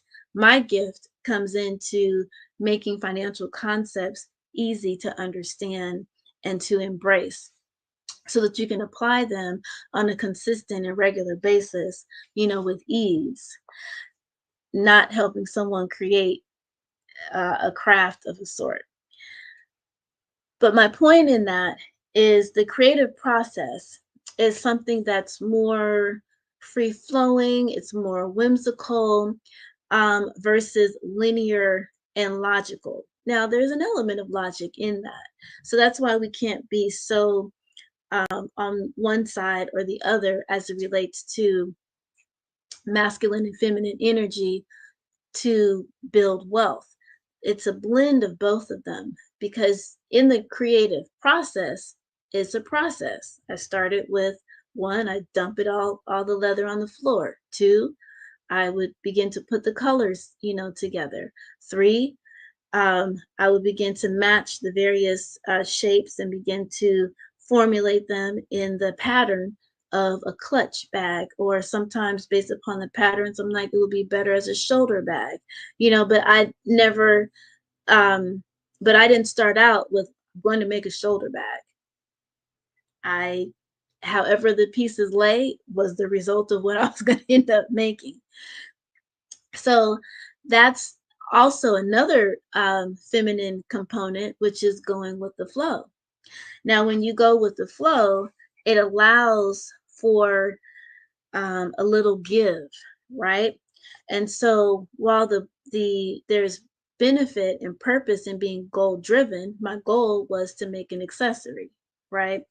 But what accessory, how big, how large, all of that came in the creative process through the allowance of flow. So when you're in the process of starting a business, you do want to have a particular goal and objective. And usually that comes from, ideally, you want that to come from your the wealth that you were born with, your talents, some skill, a gift, that you have that you're very good at. And as a result of that, you can monetize that accordingly. Now, you have others who are told or were born into, the family business, and it's not really their passion or their drive, and therefore they're really not successful with it. Or they might be successful and they don't feel as if they're a success. They feel like there's something missing, and that's because they weren't in a space where they were able to pursue their particular passion, right? So while you can be goal driven, you also want to allow for the flow. You want to allow for the process to begin to unfold as you stay in alignment with your higher power, whether you call your higher power source, God, universe, Allah, Jesus,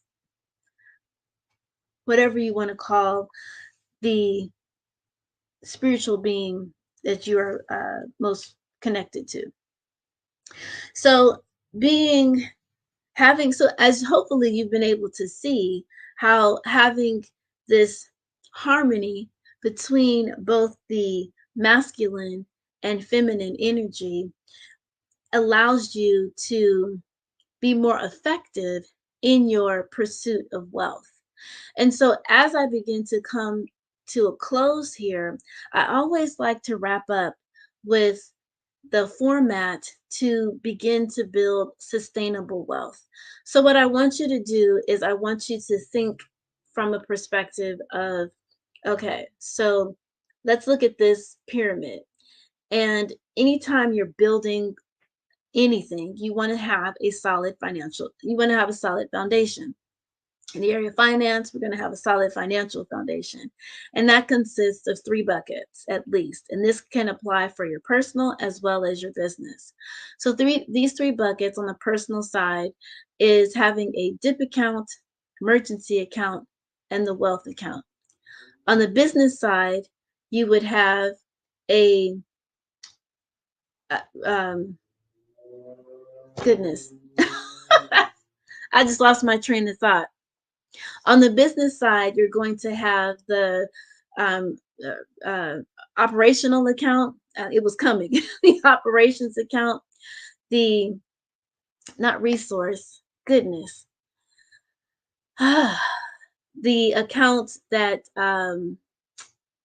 will be like a rebound account, if you will, and then you're going to have a wealth account as well for the business. Reserve, that was the word.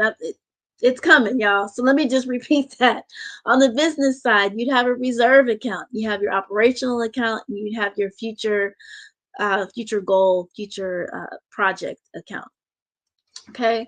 Now the foundation functions the same again for each one. So for the dip account on the personal side and the reserve account on the business side, that's where you're going to have about a month of your resources, of your income set aside there, your income or your expenses, either one. The greater amount that you have, the better, more secure your foundation will be. The objective of these accounts is if something comes up, let's say there's a conference that you just happen to find out about, or some kind of business opportunity, and you want to, take advantage of that, you would dip into your dip account on the personal side, or into your reserve account on the business side, and go to that conference.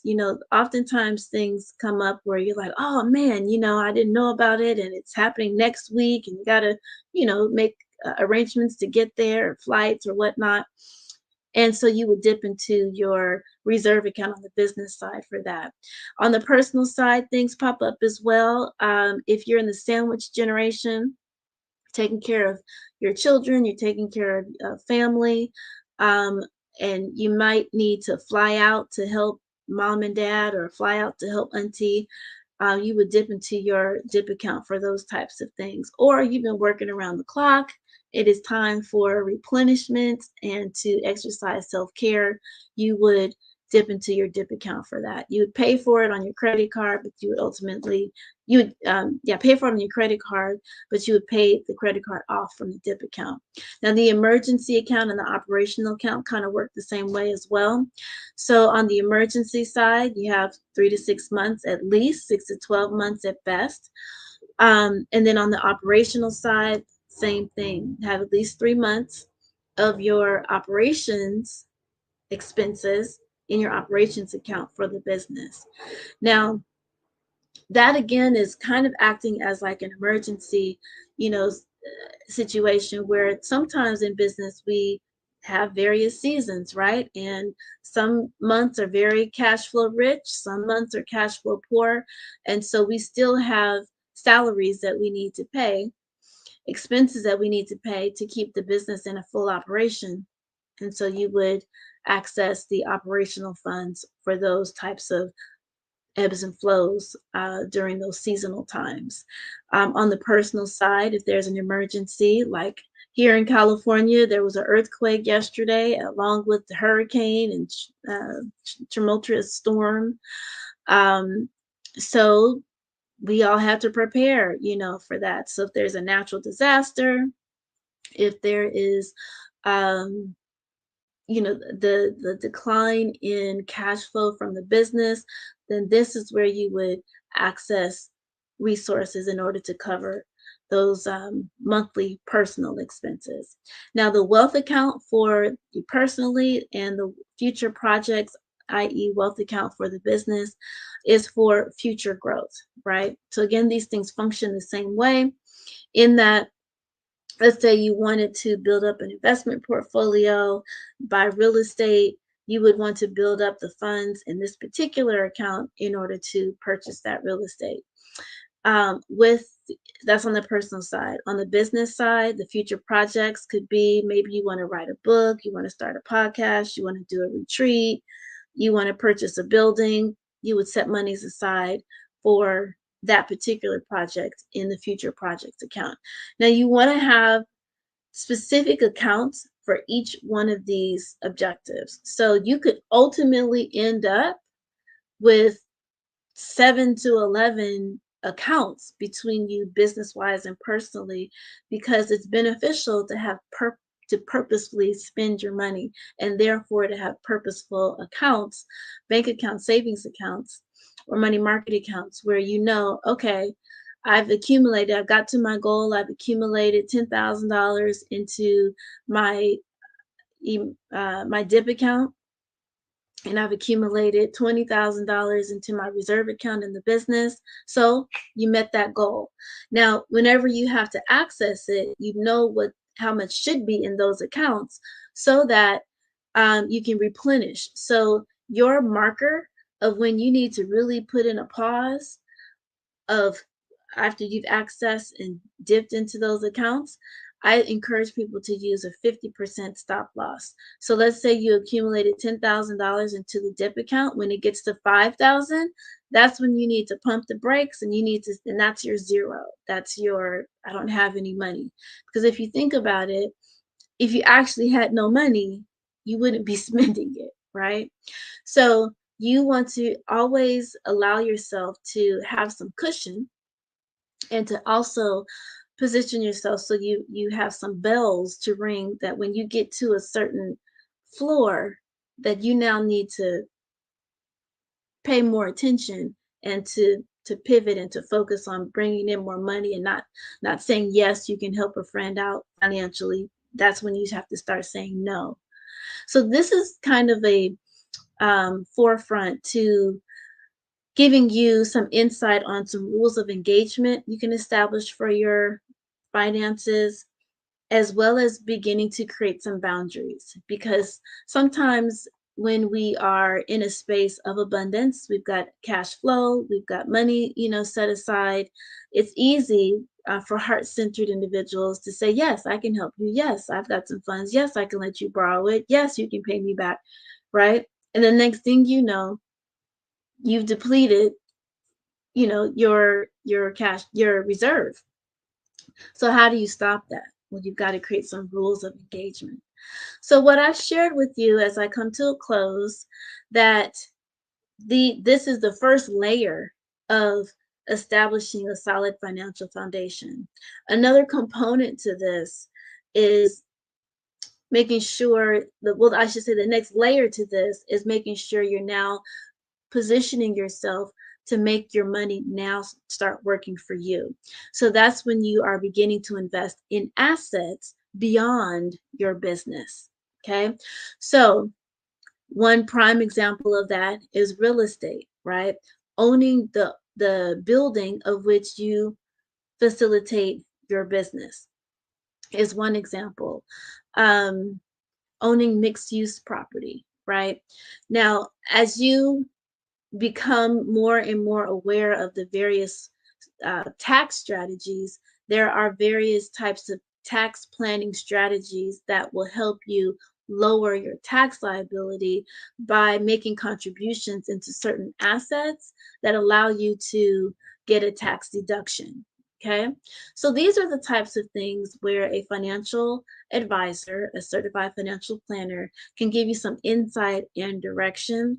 CPAs, you would think that they would provide you with this information, and some do, but many are doing tax compliance, which means they're just filing your taxes or preparing your taxes. They're not really doing tax planning.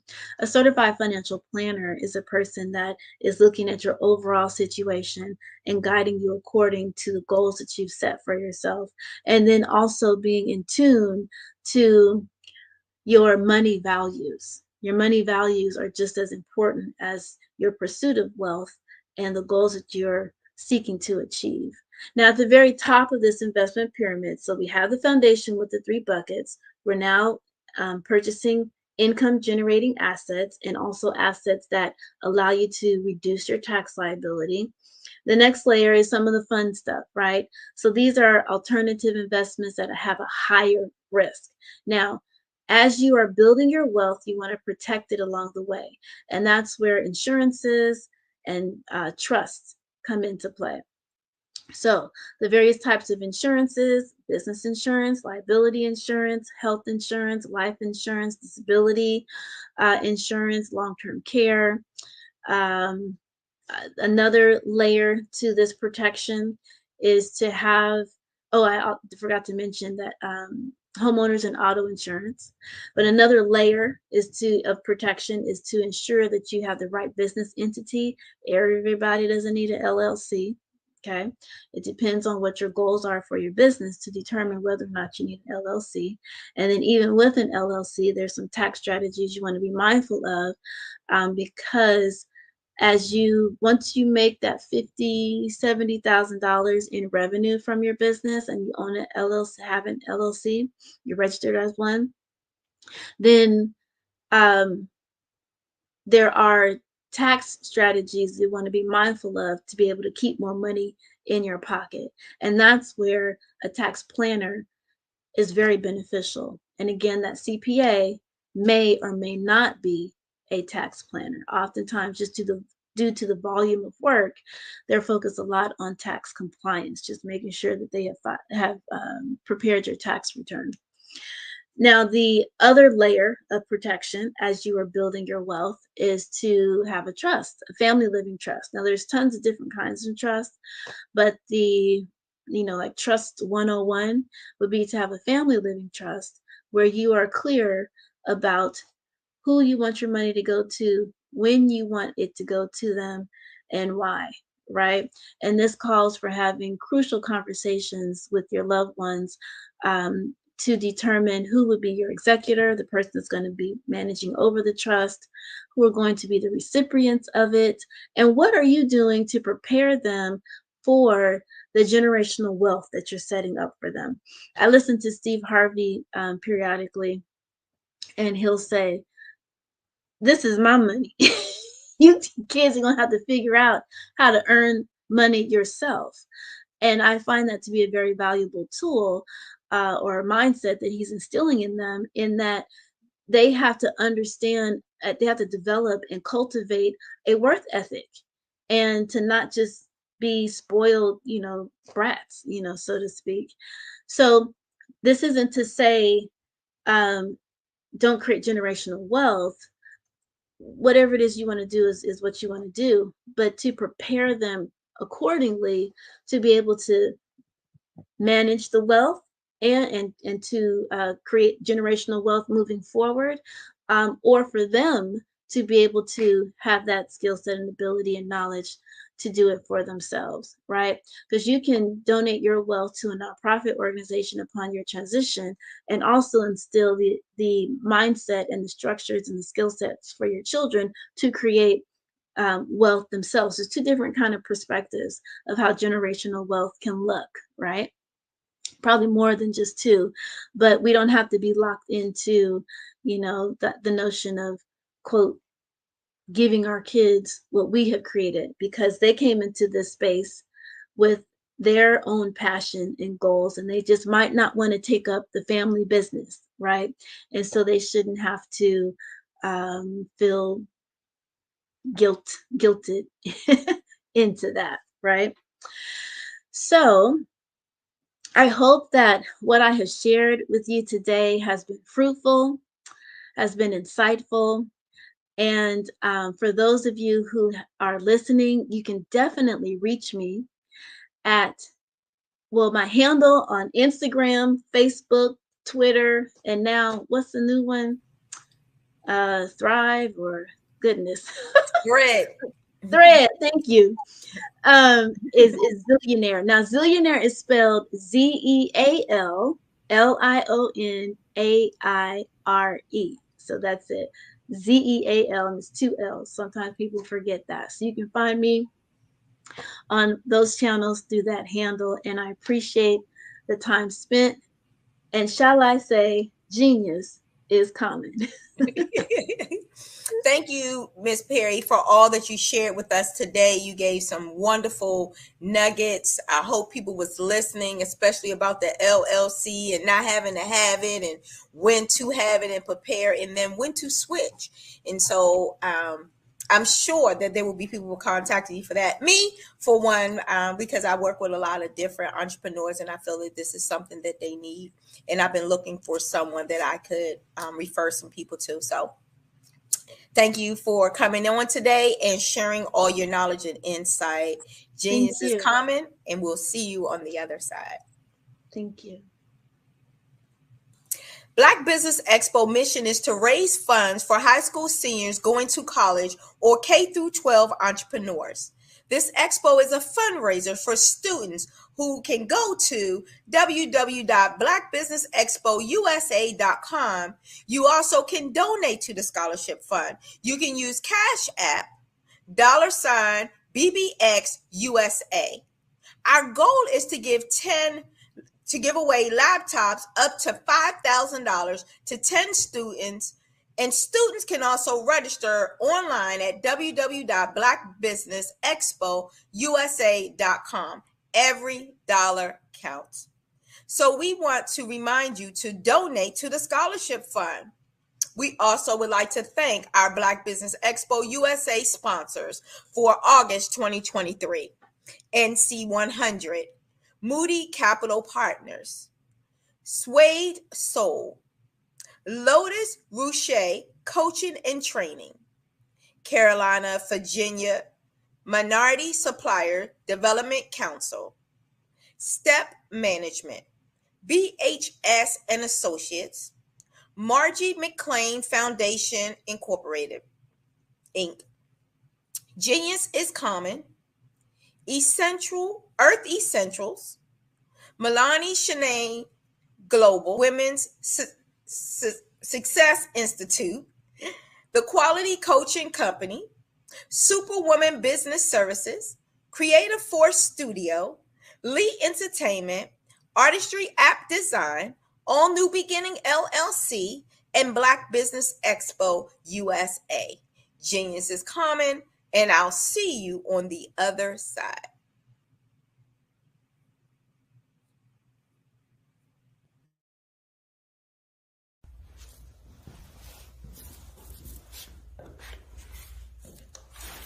How you doing? I'm Rodney Allen Rippey. Yeah, the child actor. Well, now, leading man. Some of you might remember back in the day, the Harlem Globetrotters popcorn machine. Remember that? Well, it was a Saturday morning special that would come on, and I was there with Geese and Tex and Meadowlark Lemon. Remember the show? Well, I had a great time.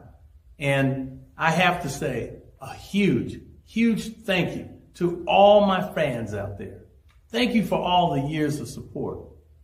I went on from the entertainment industry. I started getting into producing and directing. And now, hey, here I am. I'm a studio executive here in Burbank, California at 2526 Studios. I have to say, it's been pretty good, but the best is yet to come. Please stay encouraged. Keep reaching for your dreams and never forget that genius is common. Remember that. Genius is common. No matter what anyone says to you, no matter how tough the road may get, keep striving. Keep reaching for your dreams. And always know that you are worth it. Everything that you put into yourself, everything good that you pour into your life, you are worth it. And when the times get tough, when things don't go exactly right, it's okay. Dust your shoulders off. Stand up strong. And remember, genius is common.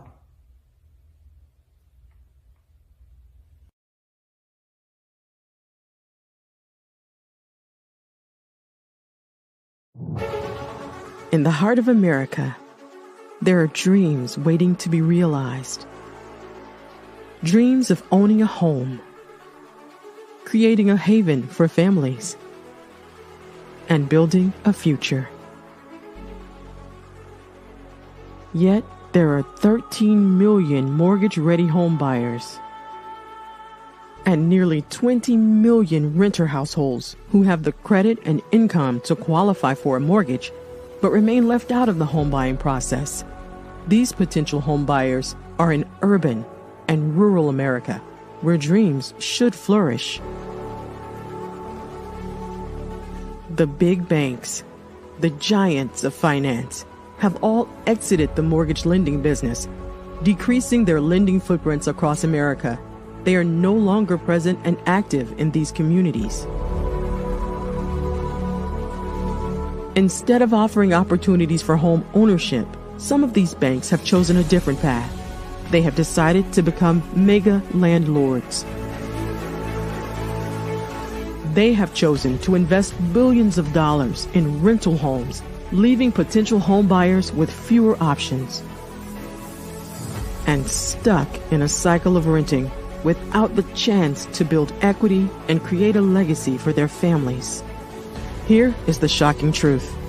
A report issued by the Home Ownership Council of America revealed that if lenders were to step forward and serve this underserved market, they could conservatively increase their loan volume by $1.5 trillion. $1.5 trillion.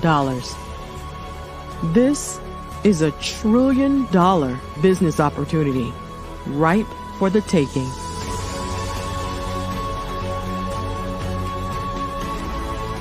That's why I Have a Dream Home is here. We support the American dream of home ownership in urban and rural America. We believe in the power of social consciousness and the impact it can have on people's lives. Investing in urban and rural America is not just good business sense. It's a moral imperative. Our mission is clear. Become the go-to mortgage lender in these communities. Create a pathway to home ownership for all Americans, breaking the cycle of poverty by empowering families to build wealth, stabilizing our communities, and taking pride in our country. I Have a Dream Home. Unlocking dreams, transforming communities, and rewriting the story of American home ownership. For more information, scan the QR code or visit our website at www.ihaveadreamhome.gold.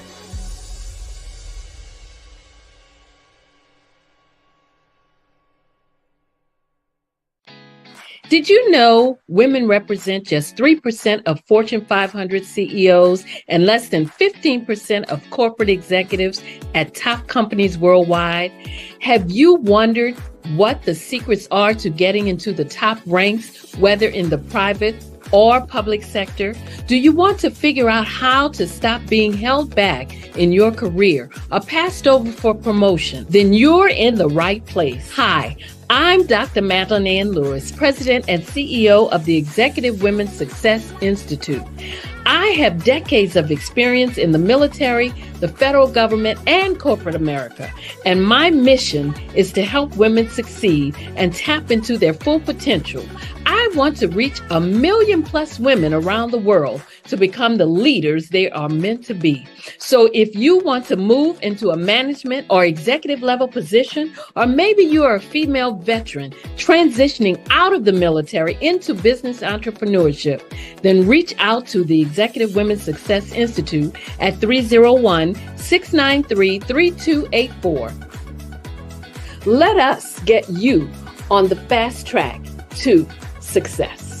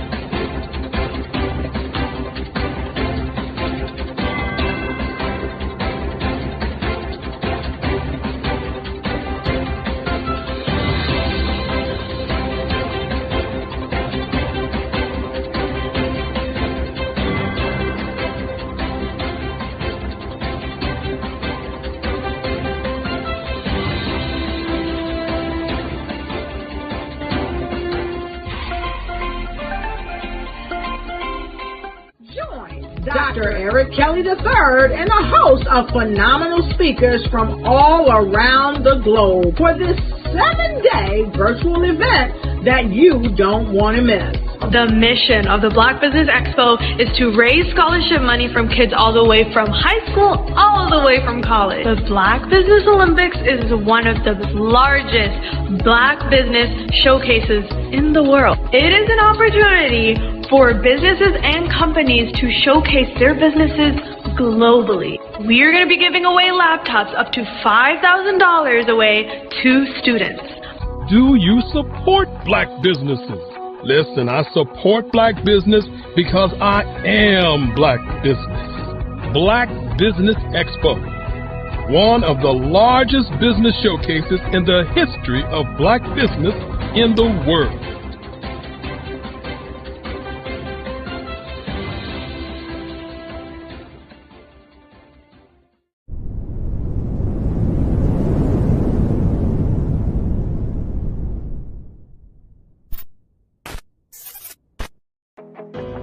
I am Black business. From the moment I wake until the time I sleep, I am Black business. I am Black business. Are you Black business? I am Black business. Do you support Black businesses? I support Black business because I am Black business. Black Business Expo, one of the largest business showcases in the history of Black business in the world.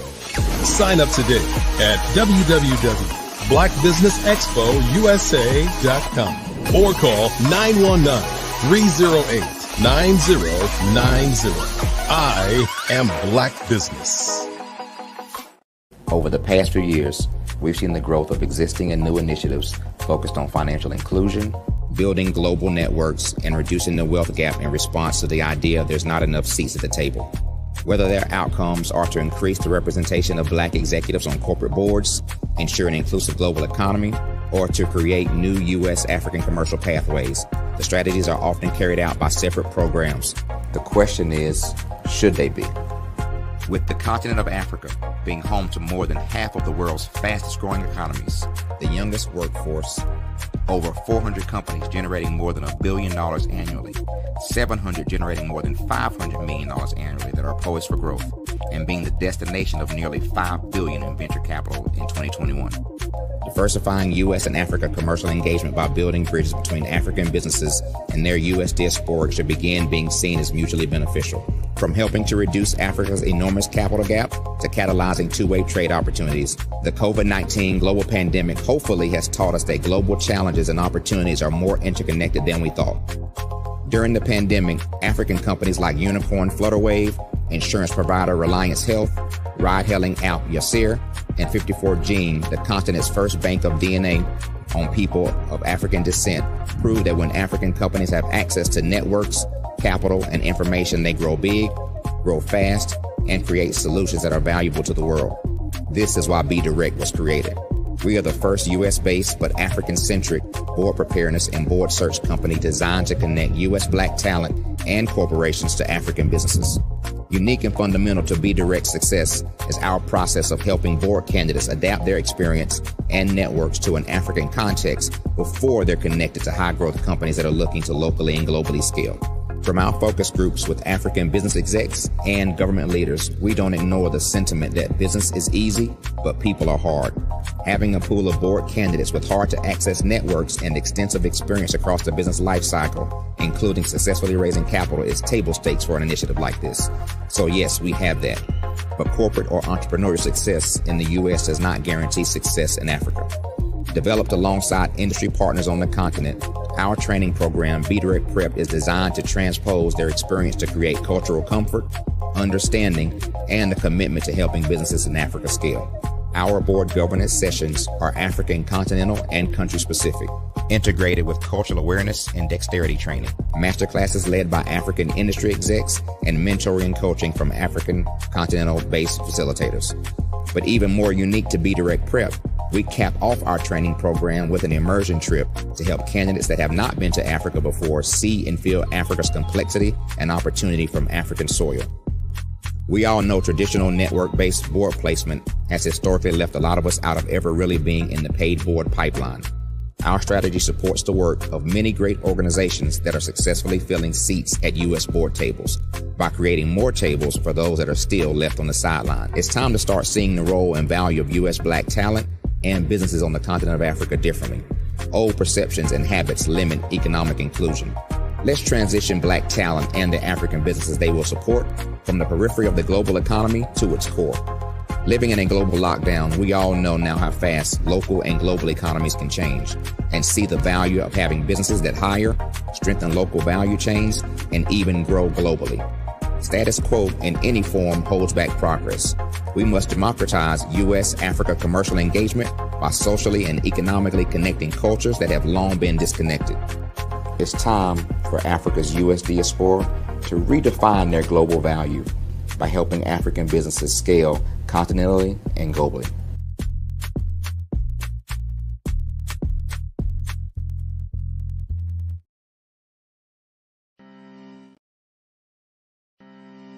Are you aware that showing off your expertise can gain customers and position you as an expert in your industry?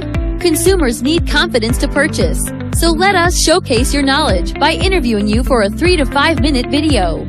We'll position you as an industry expert with a customized interview-style video, and for a limited time, we'll cover all production costs. Click this ad or call now for all the information. You'll want to experience the same 5-star service our customers love. So take advantage of this one-time offer. Click this ad or contact us now.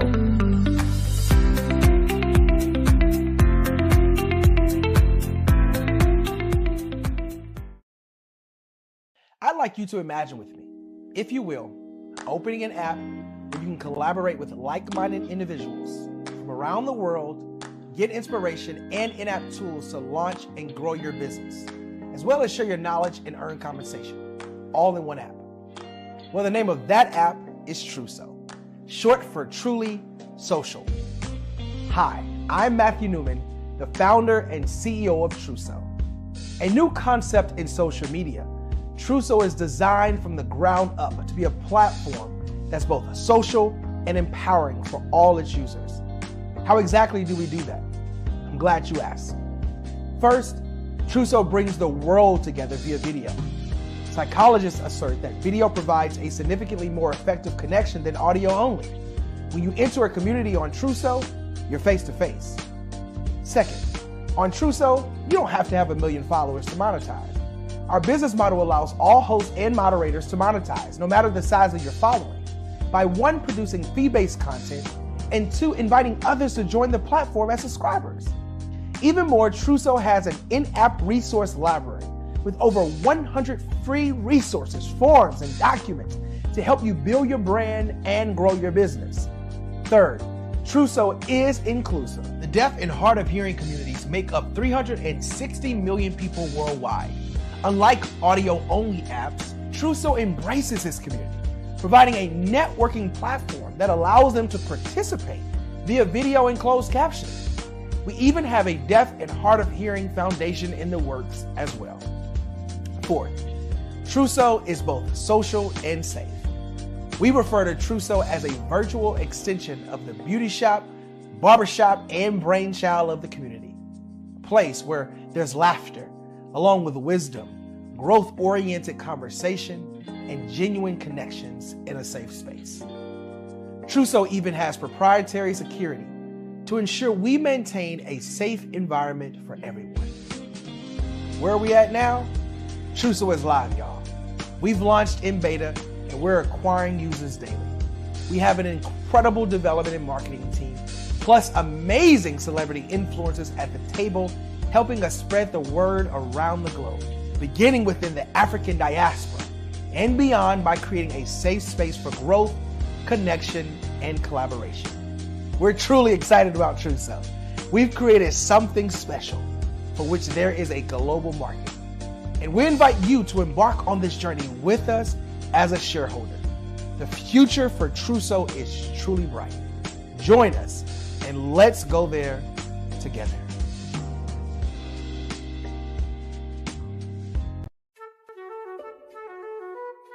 This is Dr. Arnold T. Petsworth. He's the owner of Petsworth Vet World, a veterinary clinic in Hopton, Connecticut. His patients include dog, cat, frog, fish, Goldie, dog, and this alpaca. Due to doctor-patient confidentiality, we can't tell you their names. Business at Vet World was steady, and then quarantine hit. Neighbors brought new four-legged friends into their homes.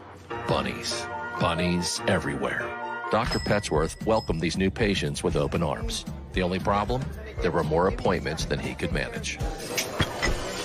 That's when Dr. Petsworth turned to his American Express business card, which offers spending potential that's built for his changing business needs. He decided to hire a new assistant, Julio, and with spending power built for business purchases, he used his card to furnish a new exam room. Together, Dr. Petsworth, Julio, and American Express Business made sure all the pets of Hopton got the love and care they deserve. And everyone was happy. Get the card built for business by American Express.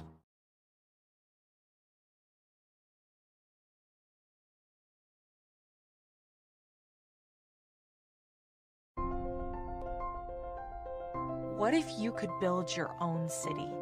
A place where every child can find nurturing people to help them achieve their full potential.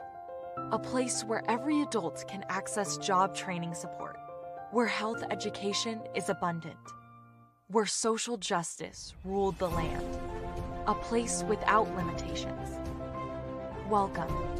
You have arrived at STEM City, USA. It is what every city should be. A safe and trusted community where you find people and resources to help you become everything you are and beyond. STEM City is unlike anything you have ever experienced. It is a digital twin of the world around you, only better. STEM City is about energy and soul renewal. It is more than a digital world. You can almost feel the power of live cultural events, music, and theater. STEM City promises a better future for children with caring mentors and hands-on activities with dedicated tutors to support our youth. STEM City is your passport to a healthy lifestyle with weekly events addressing our community's many issues. STEM City is your financial well-being with helpful information on wealth management, career advancement, job training, and so much more. STEM City is the community you deserve. It is the city where your dreams can come true. STEM City USA, a place in the sky that is accessible to all who reach for the stars.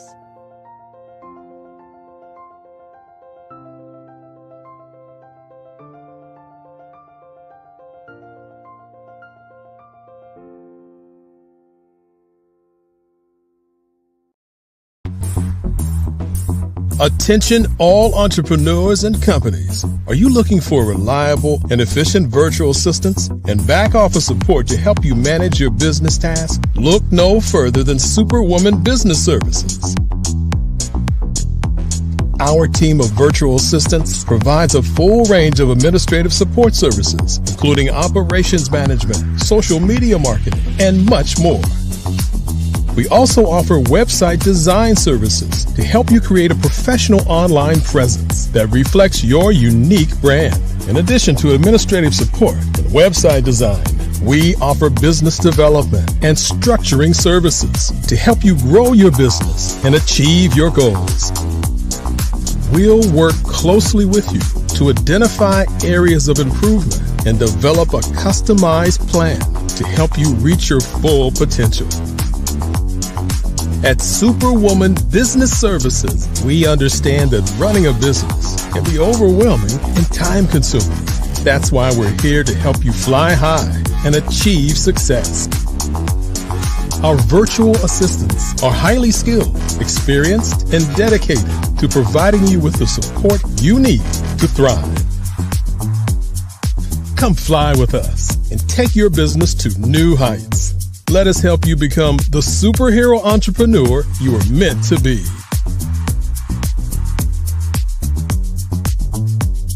Contact Superwoman Business Services today to learn more about our back office support services. Come fly with us and take your business to new heights.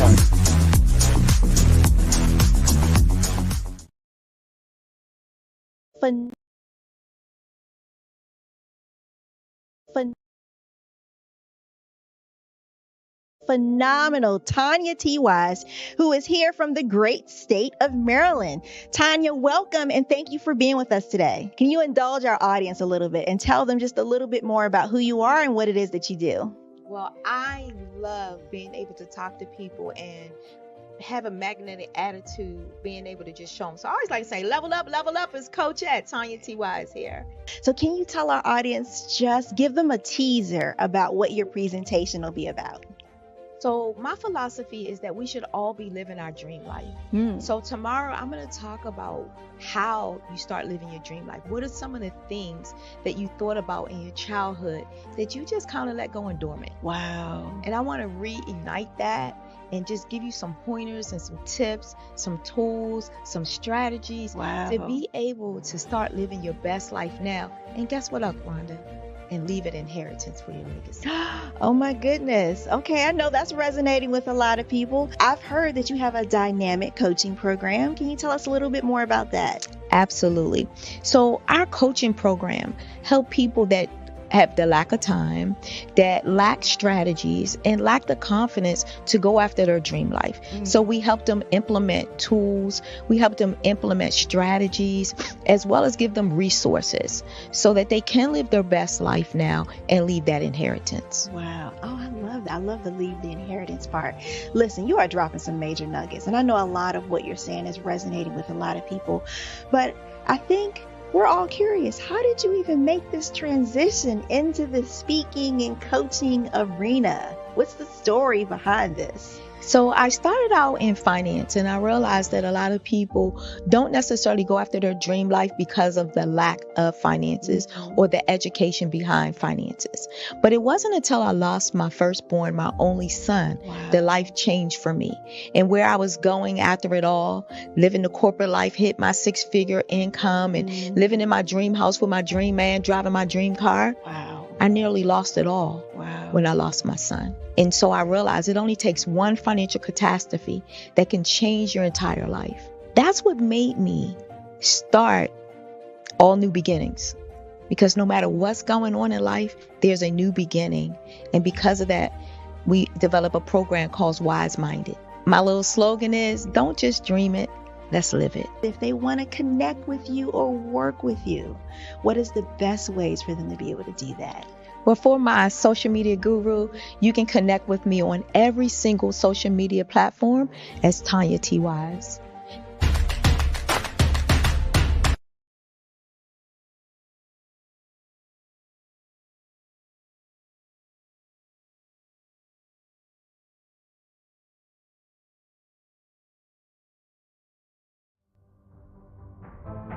A big man, a big heart. Let's go. Jackson Crisp is a tech startup founder, business consultant, and captivating public speaker, reaching the professional level as a former NFL offensive tackle. Jackson always brings it. With a degree in engineering from the prestigious Colorado School of Mines and over 2 decades of project management experience, Jackson has honed his skills in training high-performing teams and leaders. The recipient of several patents and trademarks, Jackson is also a subject matter expert, regularly presenting on topics related to projects, processes, and systems. As a paid speaker, Jackson has a unique ability to connect with audiences of all backgrounds. His captivating storytelling and genuine approach inspire and educate, leaving audiences motivated and ready to act towards achieving their goals. Through customized strategy and implementation sessions, Jackson works closely with clients to meet their business objectives. His deep understanding of the human condition, combined with his passion for helping others, make him a highly sought-after coach and mentor. Jackson's impact extends beyond the business world. As Vice President for the NFL Alumni, Las Vegas chapter, and an advisor for Unsilenced Voices, he is dedicated to making a positive change in the world. With Jackson Crisp, unleash your potential.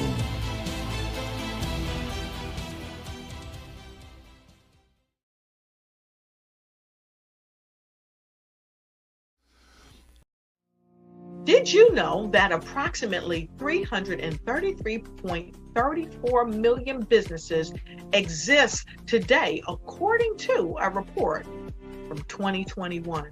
And you may be one of those businesses, or maybe you're not in the business market yet, but you're aspiring to be a business owner. Well, guess what? You're in the right place at the right time. Because let's face it, everything is about timing and opportunity. Hi, my name is Dr. Lotus Richey, and I'm the CEO and founder of the Lotus Richey Coaching and Consulting LLC, along with the Lotus Richey Ignite Show. 15 minutes of success with Dr. Lotus Richey, as well as books to boom your business and bring who you are. And today, I want to bring this amazing message to you about the Black Business Network and the Black Business Olympics. See, the Black Business Network and the Black Business Olympics is designed to help people just like you, that's right, that look like me, to take their business to the next level. Not just in your front yard or your backyard, but globally. The Black Business Network and Black Business Olympics is designed not to just help you survive, but to help you thrive.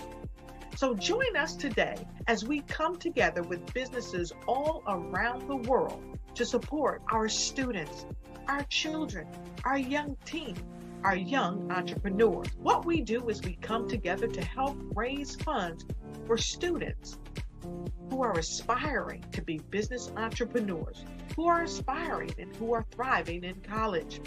We endow them with a wonderful opportunity to gain scholarship of either a laptop or several thousands of dollars. And we invite you to help be a contributor to this amazing opportunity to help someone that looks just like you. So join us today at our website and let us connect with you and help you ignite and take flight in every area of your life on the Black Business Network and the Black Business Olympics. I'll see you on the other side.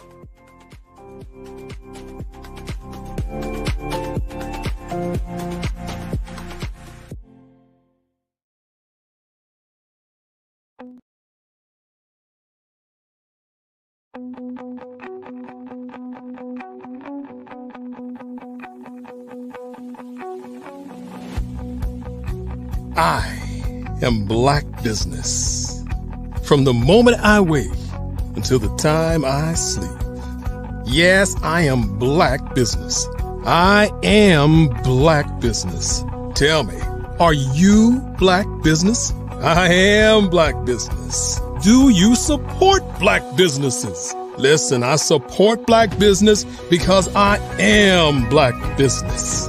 Black Business Expo, one of the largest business showcases in the history of Black business in the world. The world!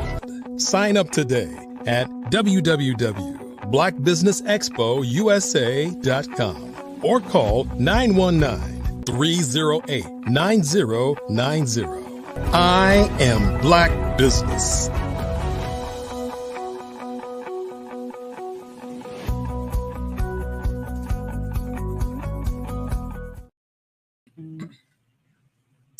Good afternoon, business owners, entrepreneurs, thought leaders, and corporations. Welcome to the Black Business Network. My name is Dr. Tanya T. Wise. I am the founder and CEO of All New Beginning, where we help your purpose meet your passion so that you can maintain a profit. I am the business moderator for this afternoon on Black Business Network. The Black Business Network is a 24-hour business network showcasing Black businesses, business owners, entrepreneurs, and thought leaders worldwide. We have speakers from North Carolina, London, Singapore, Africa, Japan, and cities all over the United States. The Black Business Network is a global community sharing its business knowledge to empower, inspire, and educate businesses about business. This afternoon, we will have Jerry Smith, who is a 38-year-old radio veteran who has also worked in television.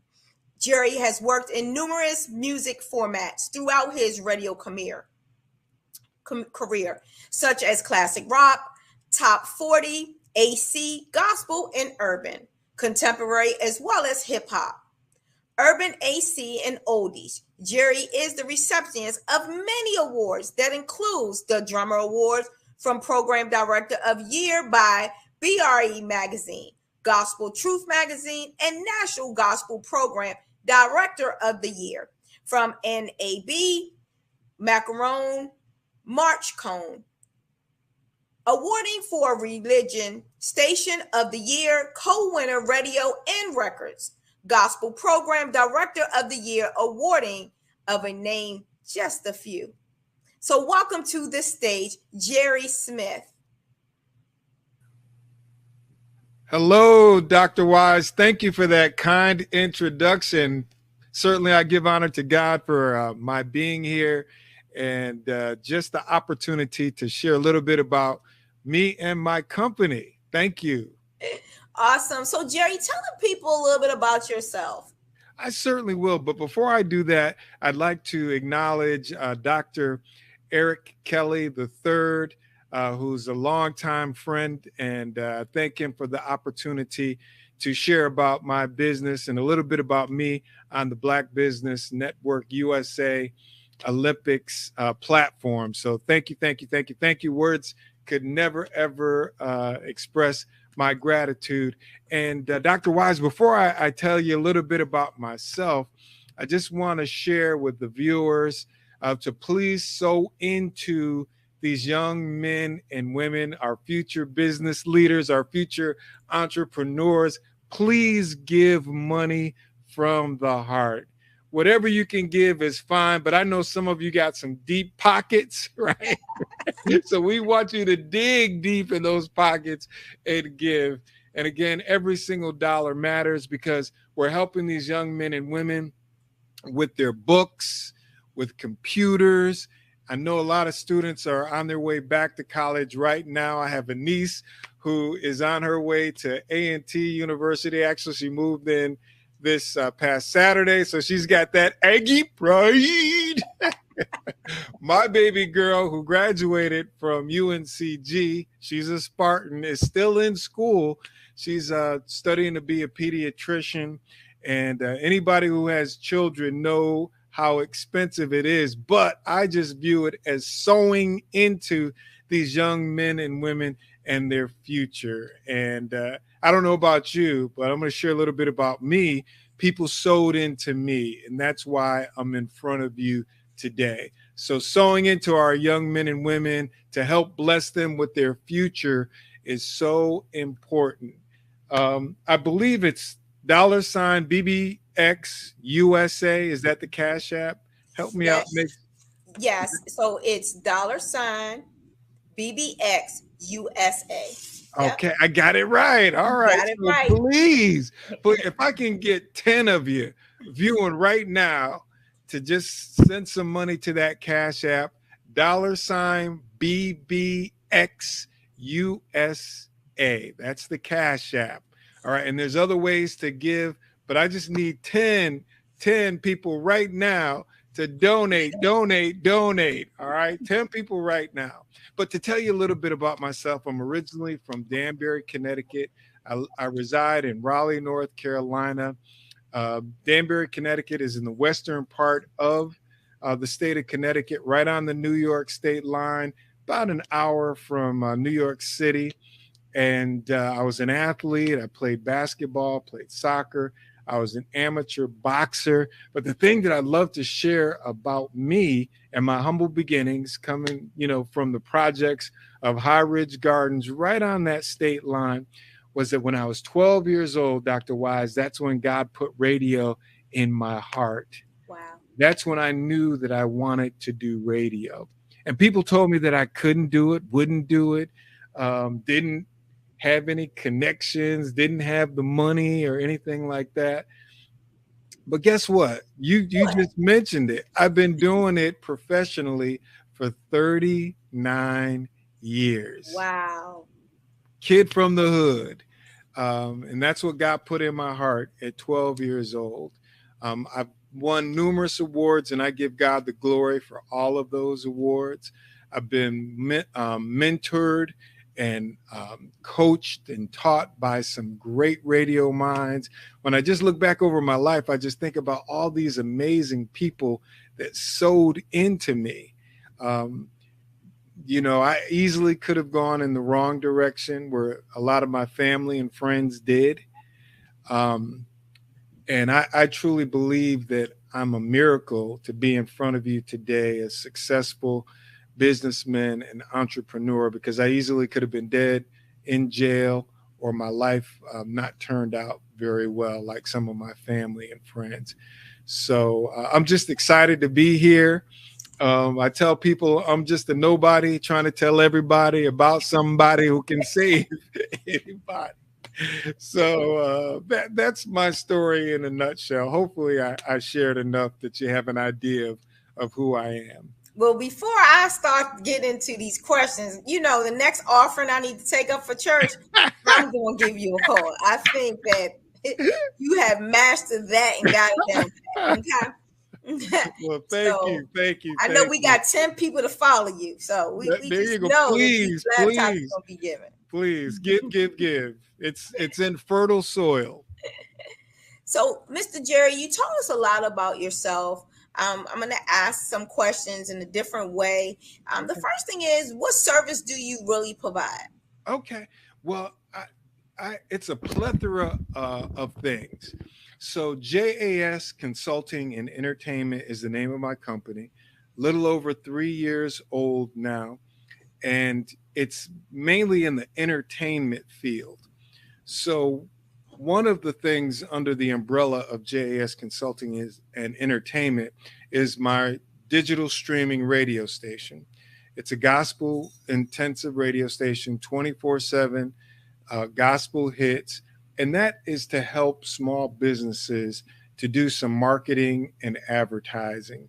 It's expensive to advertise on radio, terrestrial radio. That's where you can listen to the AM and FM in your car. But now a lot of cars are built with streaming apps. So you can listen to internet stations, you can listen to satellite stations. And so what my station, Favor 97.3, does is to help small business owners and entrepreneurs that want to get some marketing exposure for their business, just to get the word out at an affordable rate. I'm talking like tens of thousands of dollars really to advertise your radio station well on terrestrial.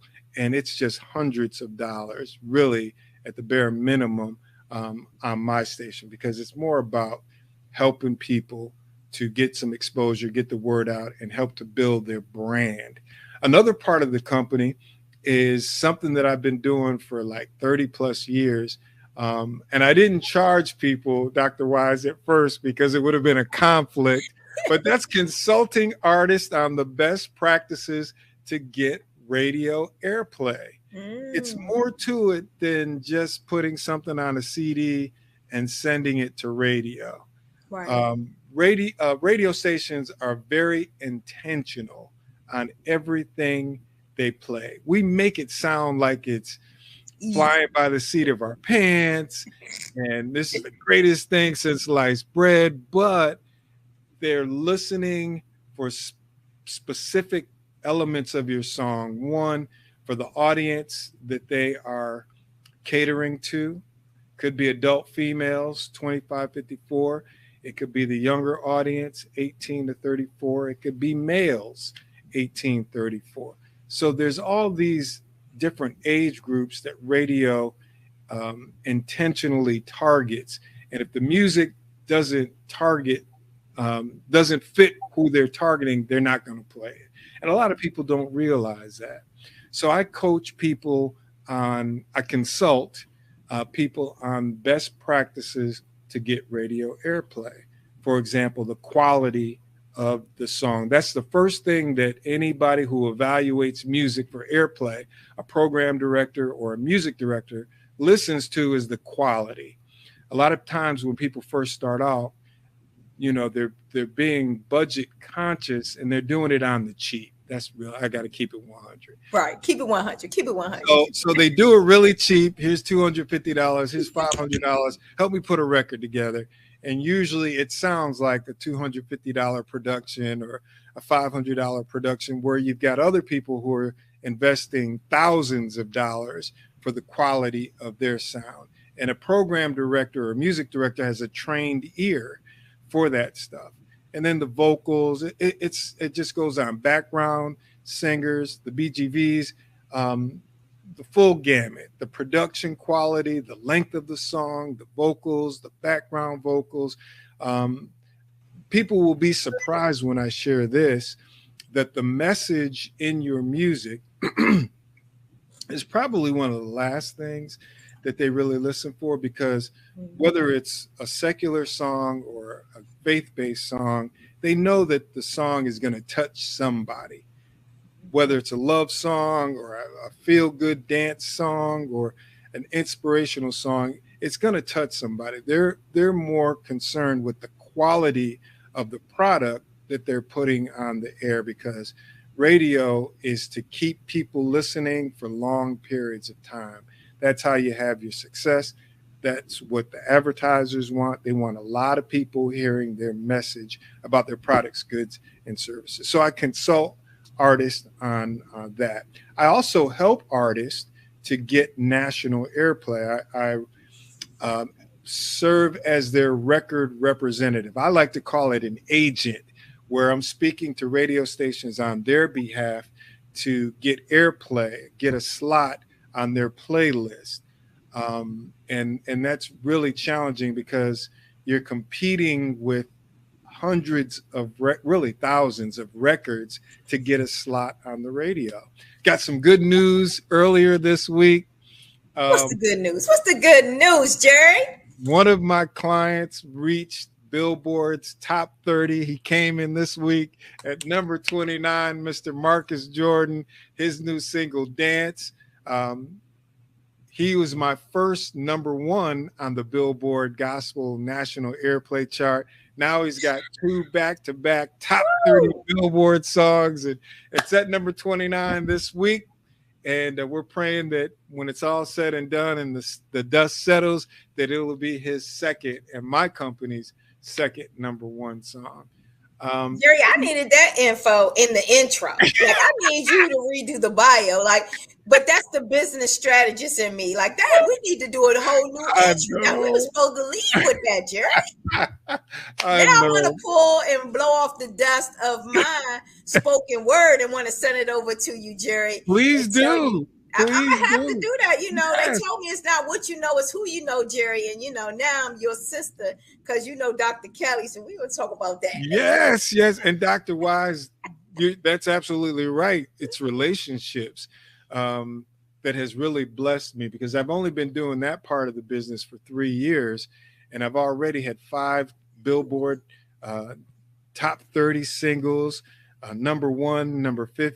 Number 1, number 8, number 15, number 22, and now number 29 and rising. And I got another single right outside of the top 30 at number 32. So when I say my God is good, I'm gonna go ahead and just say, because my favorite number is 3 for the Trinity. We're gonna go ahead. You didn't say 3, right? I started losing count of the numbers you was giving me. You were just ratting them off like that, Jerry. Yeah, listen, it's something you don't forget. You don't forget. And again, absolutely, God gets the glory. And then I put on special events like clean comedy shows, outdoor music festivals, music workshops, everything that I've done in my radio career, I do now for myself in my own business. Wow. We're so proud of you. Thank you so much for sharing that. So, Jerry, I know you said you started back at 12, 13, but what really got you into this field?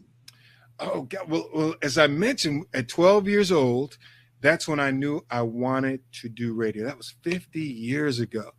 My barber and I had to, tighten up before I came on your show here. So he and I were talking about, 50 years of hip hop.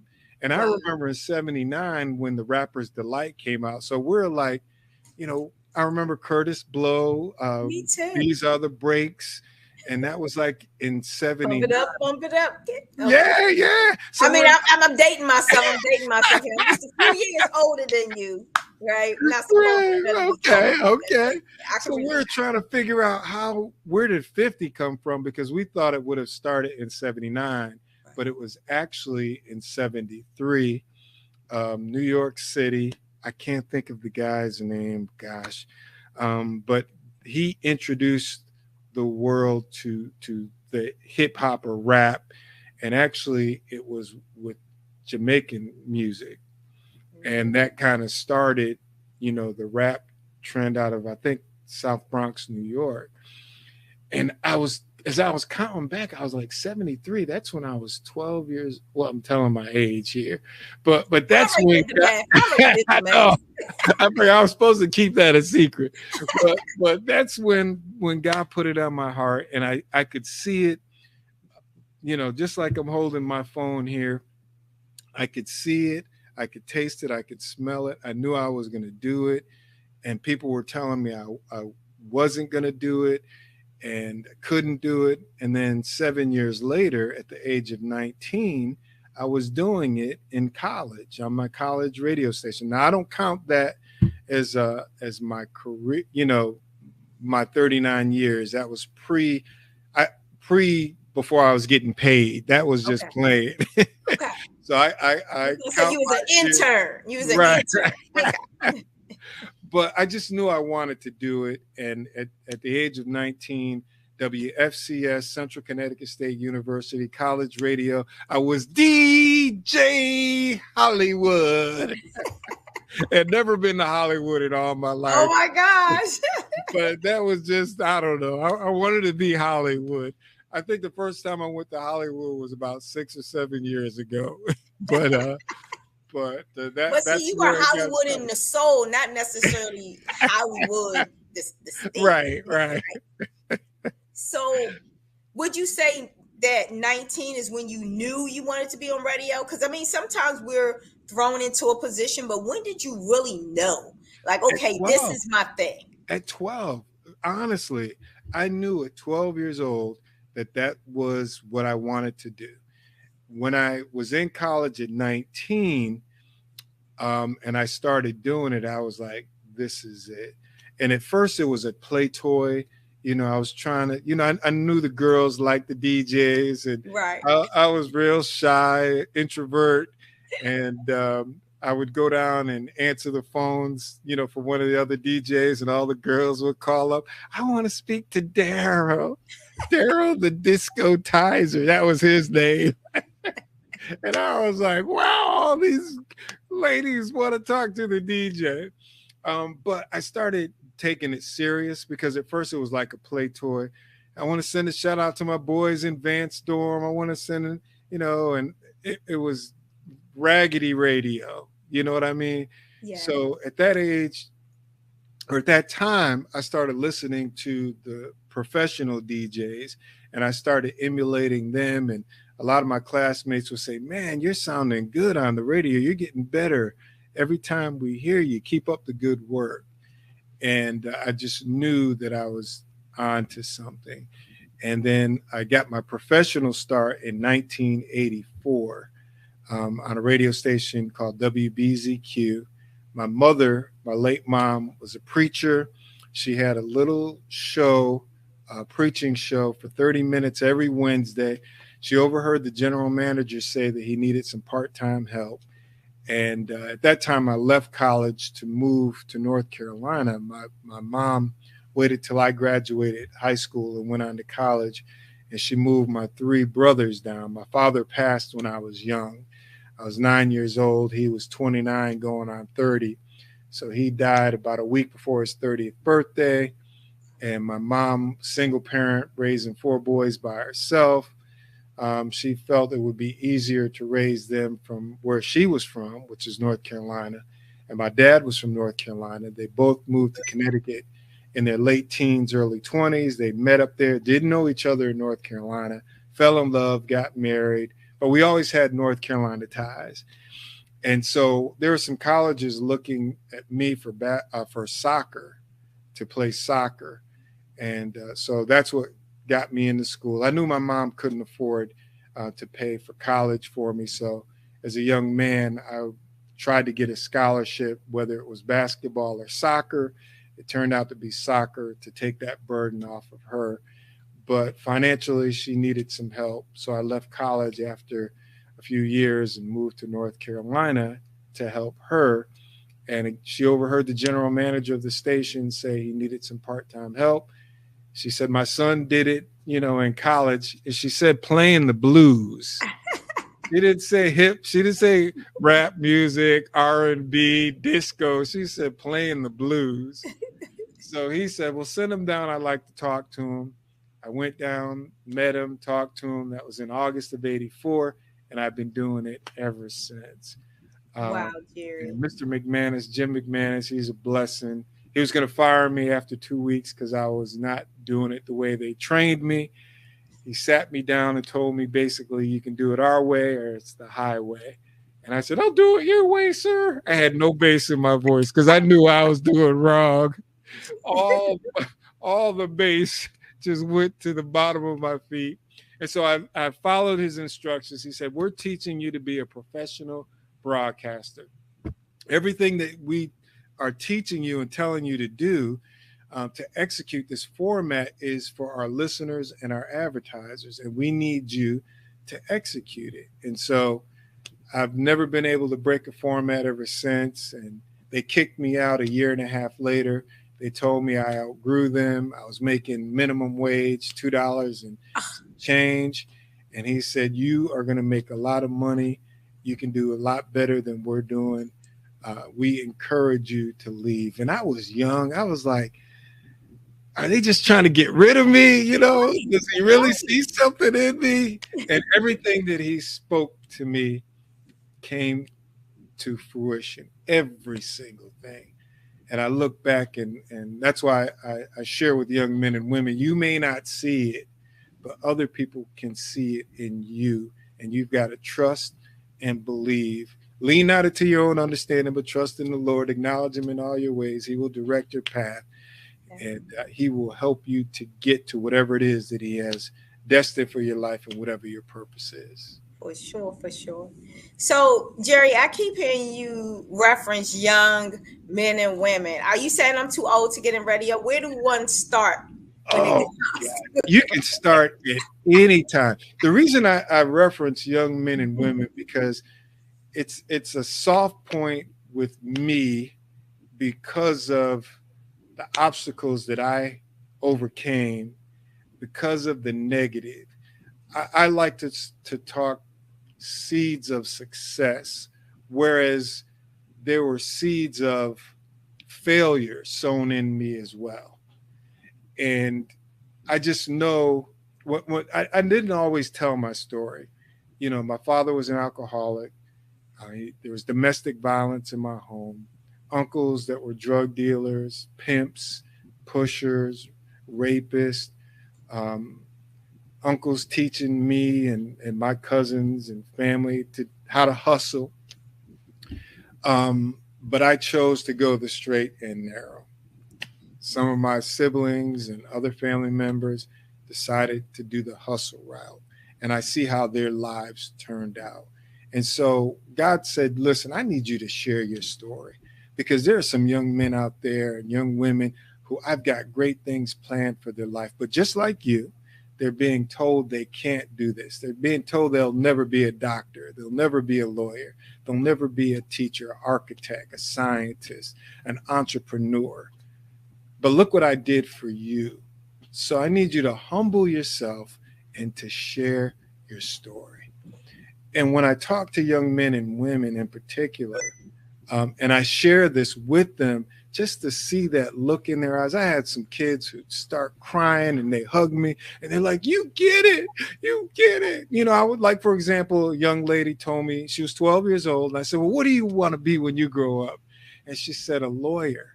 And I said, well, what's your last name?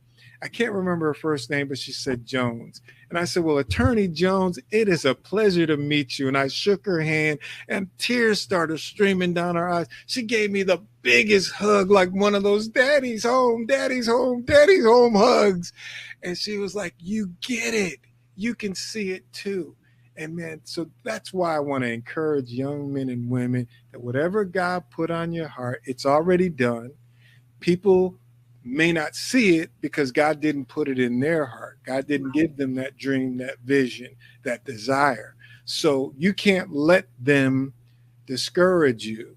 They're going to try to tell you, you can't do this, you can't do that. But you know in your heart, like I told you, I could feel it, taste it, smell it. I knew I was going to be doing radio. So it never came as a surprise. It never came as something that I thought I couldn't do. I knew I was going to do it. So I just want to sow that seed into the young men and women. That's why I need you to donate right now. I need 10 more people to do the Cash App, $BBXUSA, BBXUSA right now, and make a donation to sow into these young minds, these young men, these women, our future leaders, our entrepreneurs, people that are going to make us real proud. They need your help right now. So please, 10 people right now, so.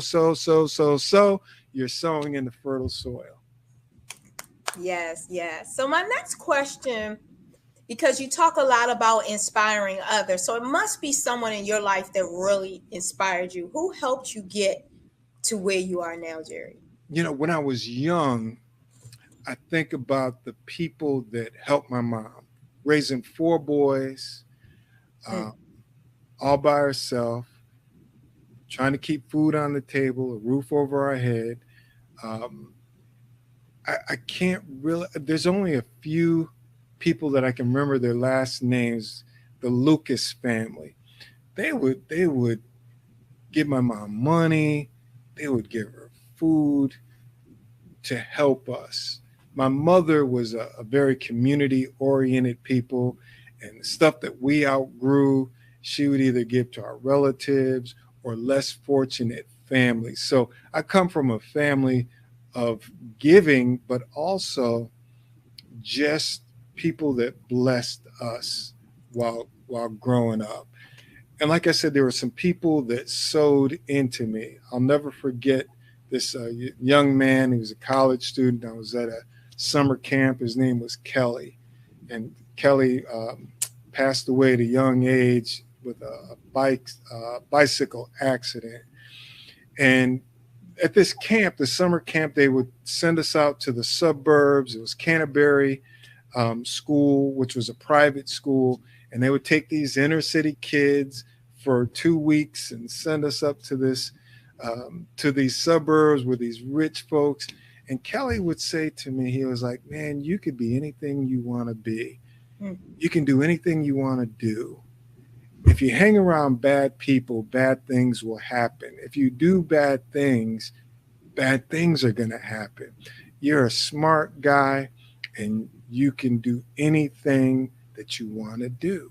So I think about those people that sowed those seeds of success. Bob Clark, Mr. Burke, just regular people, just common people. They were the inspiration. And then when I got into the field of broadcasting, there was the Jim McManus, there was Jeff Majors, Don Kelly, my superstar mentor, Alan Sneed. They all saw something special in me, and they all took me under their wing and encouraged me. Dick Shannon, he was the first program director that saw something special in me, and he sat me aside and he said, you're going to do well in this business.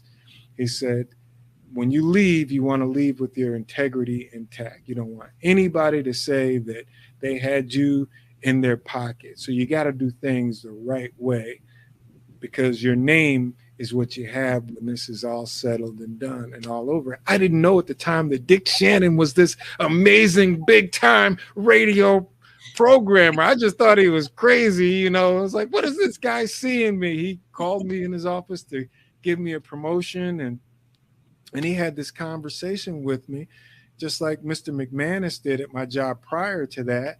And everything that Dick Shannon said came to John Stevens, another one. So I had a lot of folks that sowed these just powerful seeds of success. And so everything that I do and I say in regards to the young kids and to inspire them is to pay it forward for all these people that sowed into me. They live in me, all of them. And I want them to live in others, even though these people that I try to encourage, they may not know it, but it's John Stevens, it's Dick Shannon, and so on and so forth, sowing into them to help them, their legacy to live on. Closing, I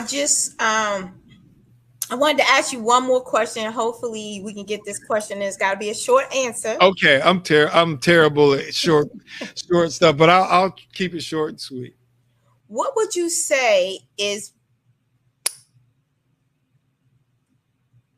well, thank you so much for the Black. Okay. I'm sorry, but before I go, please look me up at jerrysmith03.com. jerrysmith03.com. That's my website, and all the information about me, my products, goods, and services. And also, please, again, make a donation to the young men and women. That's why I'm here, not so much to talk about me and my business, but to encourage you to sow into these young men and women. Again, BBX USA. Yes, $BBX USA. $BBX USA. And thank you, Dr. Wise. It's been a pleasure talking to you. I look forward to getting your spoken word and just being blessed. You remembered. I'm going to send it. I heard that's how you get in Hollywood. You just send it. So thank you so much. Genius is coming, and I'll see you on the other side. Thank you. God bless you. Did you know that approximately 333.34 million businesses exist today, according to a report from 2021? And you may be one of those businesses, or maybe you're not in the business market yet, but you're aspiring to be a business owner. Well, guess what? You're in the right place at the right time. Because let's face it, everything is about timing and opportunity. Hi, my name is Dr. Lotus Richey, and I'm the CEO and founder of the Lotus Richey Coaching and Consulting LLC, along with the Lotus Richey Ignite Show. 15 minutes of success with Dr. Lotus Richey, as well as books to boom your business and bring who you are. And today, I want to bring this amazing message to you about the Black Business Network and the Black Business Olympics.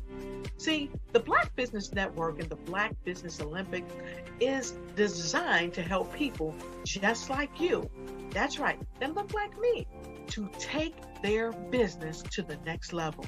Not just in your front yard or your backyard, but globally. The Black Business Network and Black Business Olympics is designed not to just help you survive, but to help you thrive. So join us today as we come together with businesses all around the world to support our students, our children, our young teens, our young entrepreneurs. What we do is we come together to help raise funds for students who are aspiring to be business entrepreneurs, who are aspiring and who are thriving in college. We endow them with a wonderful opportunity to gain scholarship of either a laptop or several thousands of dollars. And we invite you to help be a contributor to this amazing opportunity to help someone that looks just like you.